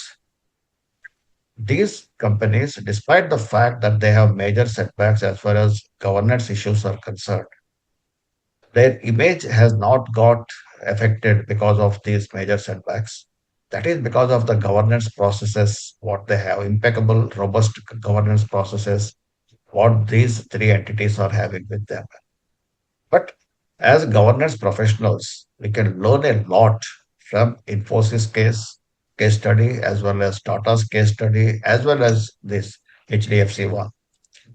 I always used to say that as a compliance officer, or as a company secretary, or as a professional, we should always do a kind of, in fact, when I train the independent directors, I tell them also that you have to do a simulation exercise that whenever these kind of things happen, if the same thing happens in your organization, how you will take care of that and how you will conduct yourself at that particular point of time, whatever the role you are performing. Similarly, that independent director, whether not only these kind of cases only, even there are several things are happening. Say, for example, Gensol engineering case, where the diversification of public funds were there. So those kind of cases, when they happen, as a compliance officer, what sort of a role I have to play? Or as an independent director, what sort of a role I have to play? Not necessarily everything has to happen with you, then only you will learn. Whenever these kind of things happen, we have to internally do a kind of checks and balances. Are we on a proper this thing? Or is there any gaps are there for improvement? This is what exactly we have to do. That is more or less the objective of these 3 case studies also. Yeah, thank you. Yeah, Sudhakar, rightly you mentioned that even though these companies has robust system and all that, they also face the music and it happened. So please understand it can come to any company. So it's not that we can manage or promoter can manage and all that. As that's only I was telling that, you don't allow in your house totally unknown person. You like to check what it will be, whether that person will gel or train that person, and then you allow. So you check all that and then you allow to stay with you. And the same way outsider. If you will not give your house also to rent without checking the background. So it's okay if it is us. And this is the reason it is there. And as a CS, I feel that we can play a very big role, because if in particular meeting, if one director is having some issue, you observe that or you see the pattern, then try to understand what is going and affecting adversely to that person. Try to solve that so that it can be with the help of others. You try to attend that person specifically, not to suppress, but to attain the concern in a most efficient way with the help of other corporate colleagues. This will give the understanding to that director that how the corporate is also very keen to help and improve the situation. This way it cannot be lead to the at a higher end. The difference or dissatisfaction is not dragged to a higher extent, and any kind of unwarranted situation or unwanted situation can be avoided. This all is very crucial because this is the only independent position is sitting in the board, and everyone would like to say something but can't say. They can share indirectly, and that person can figure out and also help the person. Yeah. Mr. Bala, you can take the questions now. Namrata, excellent. Really, the topic which is very close to each one of our heart is more so with the company secretaries. Mr. Bala, there are questions we have to Yeah, take. I'm taking. I just wanted to appreciate her first, because the whole idea is when we started the webinar, we were thinking it is a long weekend, people participation and other things and all there. I said actually people will join. We saw actually 225 plus people were actually there. Even at this particular hours also, we still have closer to 200. That itself shows the topic. And second thing, the way she has presented, the way she has actually brought out everything together with the various nitty-gritties, really, she has done a wonderful job, coupled with the 3 case studies, which is actually there. I would like to express my sincere appreciation to her, first of all, before I start the questions. Now let me start the questions with you. Auditors will watch talk, but not about the case study. He has already ultimately put Kingston Cotton Mill. Somebody said we used to get the 20-mark question in the BCom for the auditing and CA foundation course. Okay. Promoter-driven companies are very clear that they are the owners. They decide how can an independent director decide or comment on many times anything happening within the board. It is not disclosed to the board or company secretary. How should actually we act in such situation as a CS? Can I? We know this situation, and here we always advise that you are as a CS qualified and capable to advise your directors, promoter director, but always under the you can say that directors training way, you can invite outsider professionals to give this training, and that gives the idea. And when here also I tell my professional colleague that when the director's training happens, you know your board, what you want to achieve, what you want to say to the directors. The same way, like directors cannot say, the CS also cannot say to the board or to a particular director. You should convey to that consultant outside who are hiring that what is the issue, what kind of directors is there. Especially when we do training, we check the background of each director, what is the issue. We ask the company and the company secretary specifically what is the background, how the thing is there, so that we can give the knowledge which is required, but they are not knowing that it is required for directors. Because many times directors think that they know everything, but there are many things which CS says that it is not known to them. So this you can take help. Even you can give some articles of reference or some knowledge that will help the board not directing particular director. It's a process, honestly. It doesn't happen like easily. We understand that promoter driven director, and when it goes into listed company, they are thinking they have that full freedom to take decision, and suddenly few crores and they have to answer everyone. They don't accept that situation. But it's a patience you have to handle tactfully. Yeah. See, ma'am, if you allow me to answer this, add a Please, few more points. Here, this question, that is how what is the importance of evaluation comes into picture. So it is the independent director's duty, if whether he feels that he's sidelined, he doesn't have the voice. This is the place where he can put his views that this is what I feel. Whenever I give my views, management is not responsive to this to those suggestions or observations, and that is how it can help us. So evaluation is something that can help in such situation. Second is, we as a compliance officer, we should understand. See, I understand our problem is, we report to the MD also, we report to the board also, we report to everyone in the company. That's the reason the name goes as company secretary. I don't know why, but we report to everyone. That is how we feel. We report to shareholders, we report to regulators, everyone. We have to. But we should ensure, in our real life, even regulators want us that way. When it comes to RBI or NHB and all, they want us to be an independent, though out inside, but an independent person. So we have to ensure that we are reporting to the board, we are reporting the company. It is our duty to tell the management what is right, to tell this is what is expected. Somewhere we will have to ensure that we are very strong enough to tell management that this is the thing. If need be, if we are not able to, if we are not so vocal, we can definitely send some emails, and we can tell the requirements of the law that this is what is expected, and that is how we can do. And please let me know how I can guide, or how I can help to improve this kind of situation. So I think we will have to play a very important role here, and evaluation also plays a very important role. When should be the board evaluation should be done? At the end of the financial year or starting of the financial year? Should I answer this? Yeah. For you only. So so generally, board evaluation generally is done on the end of the year, so that the entire learnings from this thing is shared by the independent directors, by the committee members, to each other. And second is that is the reason, once we get the output, we can put that thing in our annual report as well. So generally, most of the companies would prefer to do it at the end of the year. Either Not any only that, not only that, you have to give a board evaluation report not the report as such, the process of board evaluation, you have completed that as a part of the board report. The board evaluation has to be done before you finalize your board report. Correct. Is there any checklist based on the regulatory framework for the board evaluation?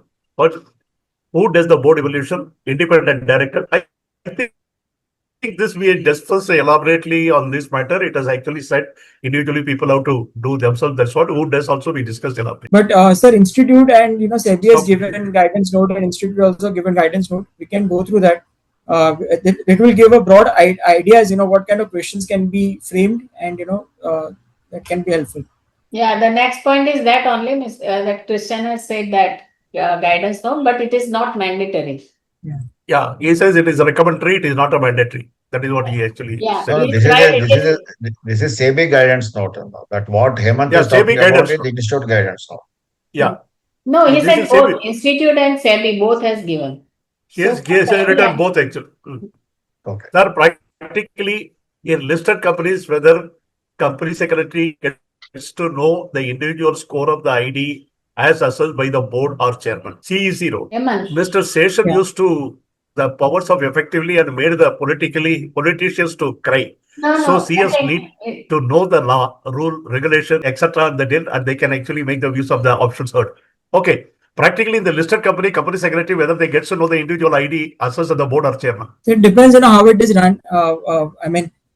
What generally happens is definitely, if it is run by the company secretary or is done internally, definitely they get the score because somebody comes to them. If it is done externally, it may directly go to the chairman of the board or chairman of the respective committees. But I don't see a challenge why company secretary should not get this. Company secretary will definitely get because he is the facilitator. So many companies, and I'm very sure all companies would be getting it. The company where I worked, I was knowing it definitely because chairman always used to discuss the report used to come. I think that will be the practice in many companies also. I would proceed actually because company secretary, the part of it, he should know everything. That's what, in my opinion.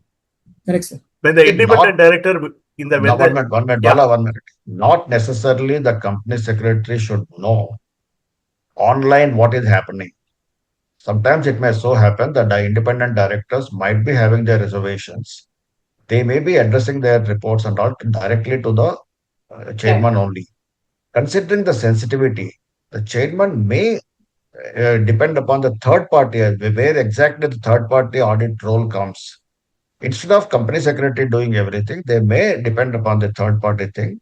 In case of any kind of reservations by the independent directors or the sensitivity of the board evaluation process as such, ultimately, when everything is completed, no doubt that point of time, because it is a part of the documentation of the company, obviously, compliance officer is the custodian of that. He may be given to that. So, online, not necessarily a company secretary should know what is happening as far as the evaluation, rating, and other things are concerned. When the independent director meeting, the director should be conducted, and who should actually send the agenda and who should write the minutes. I think we discussed this in n number of times in the past forums. I don't think this is the right forum to discuss. So please refer our past forum and other things. Okay, tell the name of the private company. You already answered that. Can the board evaluation be done in the regular basis with a mix of the internal assessment, self-assessment, and the second part, the board like a employee doing their annual or continued appraisal, self-appraisal, followed by your past evaluation, please external annual evaluation. I think this would be the best mix. See, there is no hard and fast rules of the doing a board evaluation in there, because it has to, you have to evaluate within the organization. As Sudhakar puts it, it is required to be done definitely at the end of the year, because it has to form part of the board report indicating the post level. How do you do it? Whether you do it periodically, whether you do it at the end, whether you do it whatever it is up to the company. You can select the methodology, because today regulation is not specifying the way in which it is to be done. That's what I think. Pandya, you can add something, Hemant? Yes, sir. I mean, I agree. There is no specific way to do it, but the only thing intention is it should be a right way to do it. So you may, according to your organization, what is right, you can understand. We understand, there are a lot of cost may be involved, when you appoint an external person. So you can suggest management that, if this is the case, we can do 2 years or 3 years internally, and in the fourth year we can do this evaluation through an external party. So there are a lot of combinations that we can work out, but only thing is, it should be a right way, so that the things that we are doing is really helpful to the organization, and as well as the management. It should not be tick the box. Here, Ashutosh is asking, is Hemant sir, what is the report name issued by a IAS on the board diversity? Yes, replied. Then continuous there is there. You can skip all that. Oh, okay. More transparency, many entities worldwide voluntarily provide additional disclosure, including the result of the board evaluation action taken on the basis of the evaluation, current status, etc., to various stakeholders. Are there any listed companies in India that do this in India? Krishnan is asking this. I think they can go through Tata Steel annual report, then Infosys annual report, then Mahindra and Mahindra. A lot of companies, if you go through, you will come to know how differently they are doing and how it is Yes. the way they are presenting. So whosoever want to speak and raise the hand will be okay. That is your put actually. Yeah, okay. What is the provision of the law about the evaluation authority for the board committee? We do it by entire board, wherein each board member is actually supposed to capture the evaluation rating for the each committee. Sometimes I get feedback from the director that why not it is done only by the members for the respective committee. What is the law and the industry best practices in this regard? So, sir, it is given in Schedule 4 also that independent directors is required to evaluate the performance of non-independent directors, the board, and the chairman. Even Section 134 talks about, if I'm not wrong, it talks about to disclose how was the evaluation been carried out, and it also gives power to NRC to specify the manner which is effective effective evaluation for the performance of the board, its committees, and individual directors. So as such, there is no broad way how it is to be done, but the act is very clearly what needs to be done. Act is very clearly told in Schedule 4 and 130 read with 134. Please give your opinion and views in the recent changes of the CS in Sundaram Clayton Limited. The CS has actually resigned and again reinstated. Board may conducted in the short notice. Chairman has actually stepped down, and Venu Srinivasan appointed the chairman and MD. This is not connected to our webinar with Bala. I think let us not take this particular case. How can companies overcome the barriers of achieving the true diversity. They have to practice. They have to practice. That's what I said. It to is be more of a discussed internally, what we can say. yeah. Nobody can actually put in hard and fast rules. Rules cannot bring. Rules are only guideline. It has to come more within the organization. They have to bring it. That's it. Very interesting talking. If you are on the board of the managed companies of Tata's, Mahindras, and really good exposure to CS experienced directors. Okay. Thanks for clearing the webinar. Can we expect future private companies to be mandated by the Companies Act to form the board evolution as of now below threshold? Are they exempt? They are asking about private companies in future. We don't know. We'll have to wait and see. It's like your role as an independent director, but you are husband, son, father, employees, boss, etc. So you have different roles of the different person. Similar to that, CS has the different roles and different person. Okay, that's a opinion. It is absurd that the independent director, in case of the family managed corporate appointed to meet statutory requirement. Some corporate take undue advantage of the independent director by taking their signature on the board resolution as they want to, case of the defaulting loans like decisions taken by the corporate. The poor directors face investigation agencies for years. There is no protection of the law for them. It becomes a nuisance in future. I don't agree with you because as far as the independent director is concerned, unless it is a particular board process, it is discussed, deliberated, then and then only if they are part of the decision, then only the law actually take them for the liability. If it is not there, I don't think it is there. So protection is available. There are a number of details cases also available. Again, it goes saying, there are two parts. One part is one party who's acting, other party who's agreeing for it. The independent director himself is there. He has to actually weigh the pros and cons. He has to take the call accordingly. That's what I put it. Hemant, you would like to say something? Yes, sir, I agree. I mean, it's not true. I mean, all directors are very well protected if they have evidence that this is what has happened, and our act is very strong. Our laws are very strong. So, and the right of independent director is there. No one, why they are signing without knowing the things. Correct. Signature is they themselves are doing. So that's Correct. why what Sudhakar told that earlier, that everyone says that, and Hemant also said, you don't offer. You have to prepare yourself that to be independent director. It is lot of onus. Whether promoter director, independent director, whosoever on the board, it is lot of onus. So that's why you have to ask right question, and that's why the committee. There is a another question that they said we are not clear on the committee evaluation answer. Repeat. So as regards law, Hemant mentioned that in the law it is mentioned. And evaluation is the performance evaluation as an individual, as a board, and as a committee. Unless this outside the directors who are not member of the committee, it will not give independent evaluation. Now, since audit committee people are the expert on the subject, outsiders are the people who are not expert on the subject. If these people, audit committee, bring on the board the decisions and the recommendation with justification, which can be digested by these outsiders also, and the process followed by audit committee, that gives the comfort that is necessary. If they give the comfort, the other stakeholder will get the comfort that audit committee is performing well. And that's why the comment by the other directors is also equally important according to me. Yeah, if independent directors don't ask right questions, please ensure that regulators are going to ask wrong questions.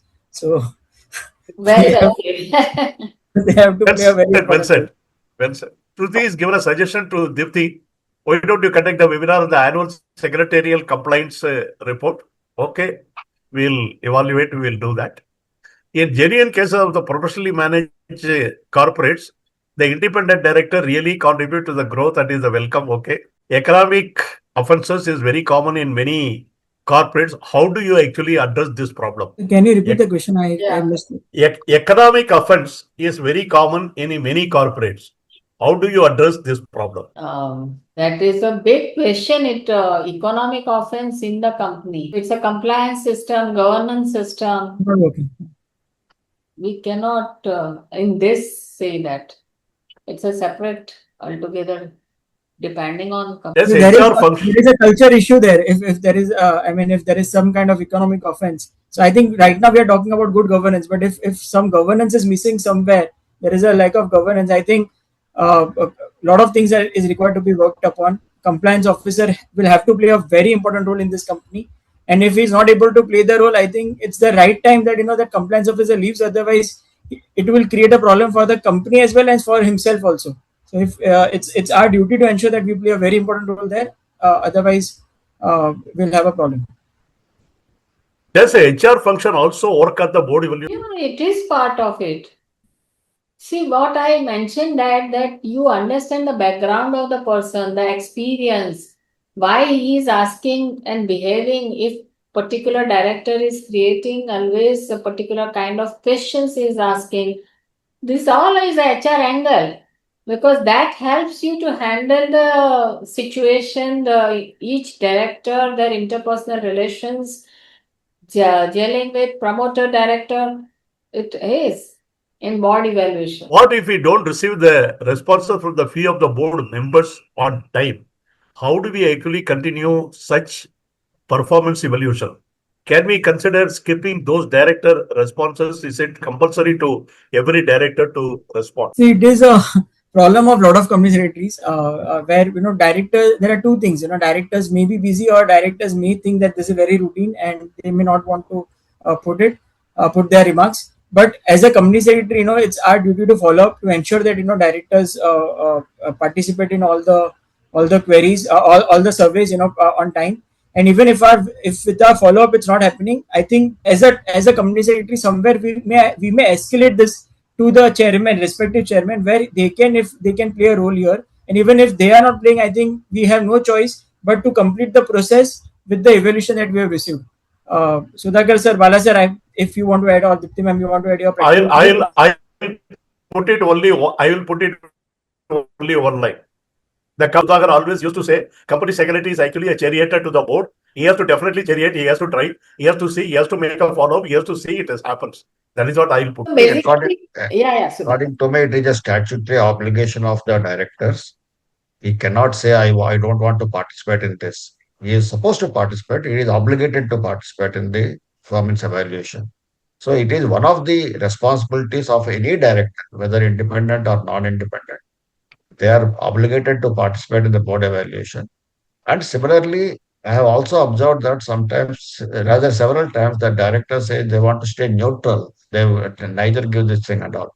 But that is not a correct way. In case you are the person who is evaluating the board, or you are the company secretary of the organization, you have to inform to the chairman that the director participation in the board evaluation is not constructive. And For banner, the corporate CS can also inform, and it will be noted. See, surely this kind of behavior of director will be noted by the external agency, and it will be in their evaluation report. So when that report is placed, or you come to know that this has happened, CS can say that please note that there is a evaluation, or request chairman to specifically say that they are not supported even though asked, and please note that we have now get it report with that comments, which adversely affect in future, because something written document is created where particular director is not supporting, which is not a good sign. That director should be explained that, so that at least for next time that person can be mentioned, ready to do that. for banner of the committee evaluation, answer given was not very clear. Can you please reply? The committee's evaluation only law or the best practice. We discussed this. The same question I said, no, that there was a whether evaluation has to be done by outside the members of the committee members also. Each director has to give evaluation. If it is a private company, what all exact form should be prepared and told to how many and total how many should be prepared? What form? I'm not very clear. No, I this think is not. survey. I think she's asking. The person is asking what kind of survey, how many surveys are required to be done.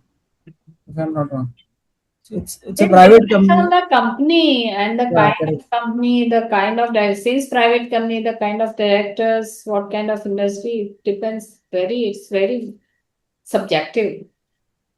I think for ID, there will be DNO policy taken by the company unless there is a gross negligence, miscellaneous fraudulent act of the director, collusion management, and they will be held liable. Otherwise, they will not be there. I think this is asking about the economic offences, I believe. Yeah. Or the issue raised by the independent director supposed to be known by the entire world outside? If not, why there is so much noise now by corporate world, even by regulator or exit of the independent director, chairperson of a reputed system, important banks?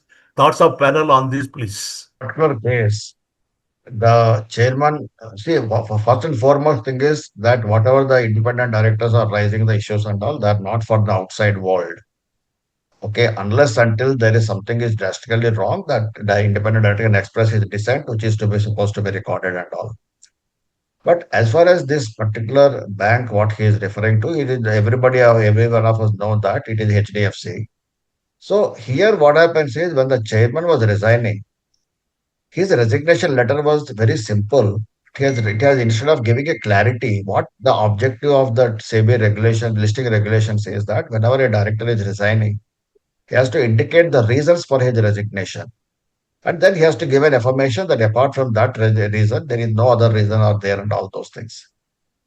That is for the sake of clarity, why that particular director is resigning. So the same that LODR requires that clarity. In this case, instead of giving a clarity, it has created a lot of confusion. He said that whatever the happenings are there and the decisions are being made, they are not in congruence with my personal ethics and values. There are a lot of questions are there for that. What is your personal ethics and values? First and foremost thing is, as a professional, I will question that: is it necessary for an organization which is complying with the corporate governance norms, rules, and regulations? Is it necessary for those things are to be in alignment with your personal values and ethics? That itself is a moot point. So, without going into much deep into that, only thing is that this particular thing has given a lot of confusion than of the clarity. In fact, SEBI chairman has mentioned about this, that independent directors' resignations are to be more responsible. They have to give it in a more responsible way. The reasoning is concerned. Say, for example, with his resignation, the HDFC market cap was down by 1.5, sorry, 1,50,000 crores. The erosion of the market value. So, whenever the resignations are happening, they have to be very careful, responsible, accountable before giving that. That should be give clarity, not the confusion. So let us not go into very deep into that. While reappointment of the independent director is explanatory statement, whether actual ratings are to be given or only the fact that director was evaluated. It's not required to be given. The only thing is that it has been evaluated, and the evaluation results was positive or satisfactory, something that like that can be mentioned. But the ratings need not be given. See, If board independent evaluation is a very confidential document, and it is to be handled very carefully. It is a very, very sensitive process. That's why the best of the best possible thing, the confidentiality is to be maintained. If independent director voluntarily appointed by IFSC company or wholly owned subsidiary where exemption is actually available, whether evaluation process will be mandatory for such voluntary appointment IDs on the board evaluation. Any voluntary appointment you do it, once you make an appointment, automatically all the governing rules will be applicable. This we discussed in the number of forums earlier also. So voluntarily you can do, but again, when you are doing a voluntarily, then all the laws actually becomes applicable. I think that's all the questions I dealt with here. Let us see anybody has raised the hands. I don't see somebody raising the hands here. Anybody would like to interact at this juncture? They can raise their hand. Yeah. Mr. Krishnan has raised the hand. Yeah. Yes, Mr. Krishnan. Please go ahead. Sir, good evening, good afternoon to all the panelists. Very interesting topic actually, and so I am attending a couple of seminars from last few weeks. So very interesting topics, and thank you for all the because I am a company secretary and chartered accountant. So I was working as company secretary in Tata and Mahindra group companies for some of the group companies, but I am now out of company secretary. So this good to kind of come in touch with the subject. So I'm trying to keep in touch with all these latest trending topics you are taking up. Thank you. Thank you for appreciation. Yes, thank you for your compliment. Thank you for your compliment, Krishna. You are welcome. Thank you, sir. Just wanted to check, sir, whether a person who is working as a full-time employee in finance and accounts department in a regular employee role, can they also take up this independent director assignments or not possible? Because No. He cannot. okay. He cannot. So He can take up that employment in other companies, not in his own company. He can become an independent director in other companies where there is no conflict of interest. That is to be ensured. As far as his qualifying the definition given by independent directors, I think he can. So he has to ensure that whether he's complying with section 149 or not. And also to check with the employer where they are employed, because there will be their corporate policy. So that also to be taken care. Yeah, but in that case, he cannot be a dependent independent director. He will have to definitely have a very good role there. Next hand is risen from So Pasant. just one more question. Sorry, I think I missed the answer. Maybe you had answered it. I don't know. But there was this recent last week issue, sir, on Sundaram Clayton. Company secretary had resigned, and then again they conducted a board meeting at short notice, and then they have withdrawn the resignation. And again, have you seen that? And what is your opinion on that? Sudhakar said that it is not on this topic, so we abstain that answer, Mr. Krishna. It is a family feud, and there are a lot of aspects are there. We should not discuss, according to me, on this kind of a webinar on those issues. Okay, sir. Thank you. Yes, next hand is risen. Pasant. Can you unmute and talk, please? Now I have got. I was not finding unmute button. Now I have got.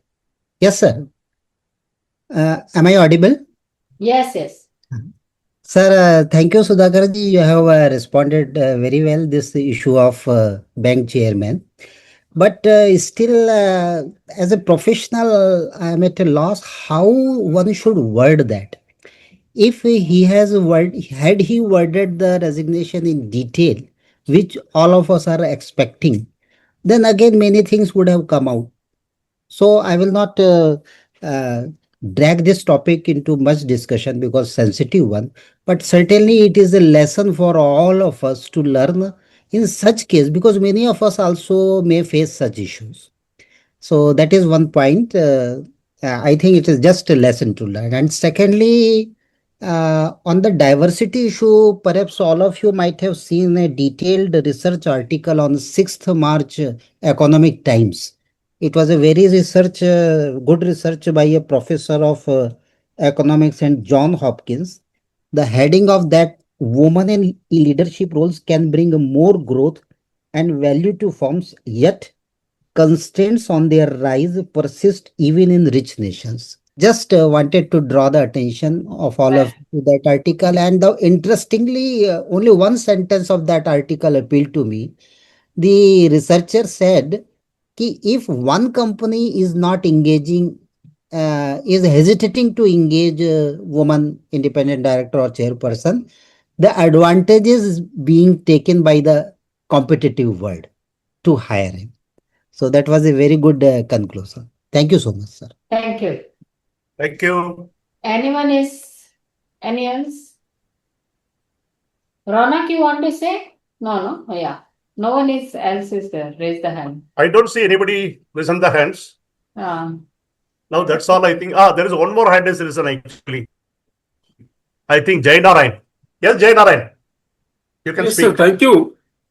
It was a lively discussion. And we have been discussing about independent directors so often. And we are aware, I did not emphasize much, that independent directors are not actually independent unless and until they are appointed by some independent body. And they cannot be independent. If the promoters are appointing independent directors, then they cannot be independent. I just want to attach it with some appointment of central statutory auditors of public sector banks. Before 2016, the banks were CSA of the PSU banks were appointed by RBI. But later on, from 2016, they are being appointed by the respective banks.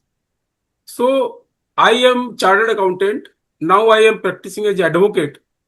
And I have been practicing since last 40 years as chartered accountant. Now for last 3-4 years, I am practicing as advocate. And I have seen that the independence of even central statutory auditor of banks has diluted much. It cannot be, I am just saying it should not be taken on record, but this is the fact. Likewise, there is a fact that independent directors are not independent unless and until a separate board of independent directors under the auspices of Ministry of Company Affairs can be formed, and from there the independent directors can be appointed, and there they should be treated as professionals by the board of independent directors under the auspices of the Ministry of Company Affairs. Then only some element of independence can come. So it is good that we have been discussing so much about independent directors, but all these elements should be escalated to the people who are at the helm of the affairs to bring the law, to bring independence in the corporate governance.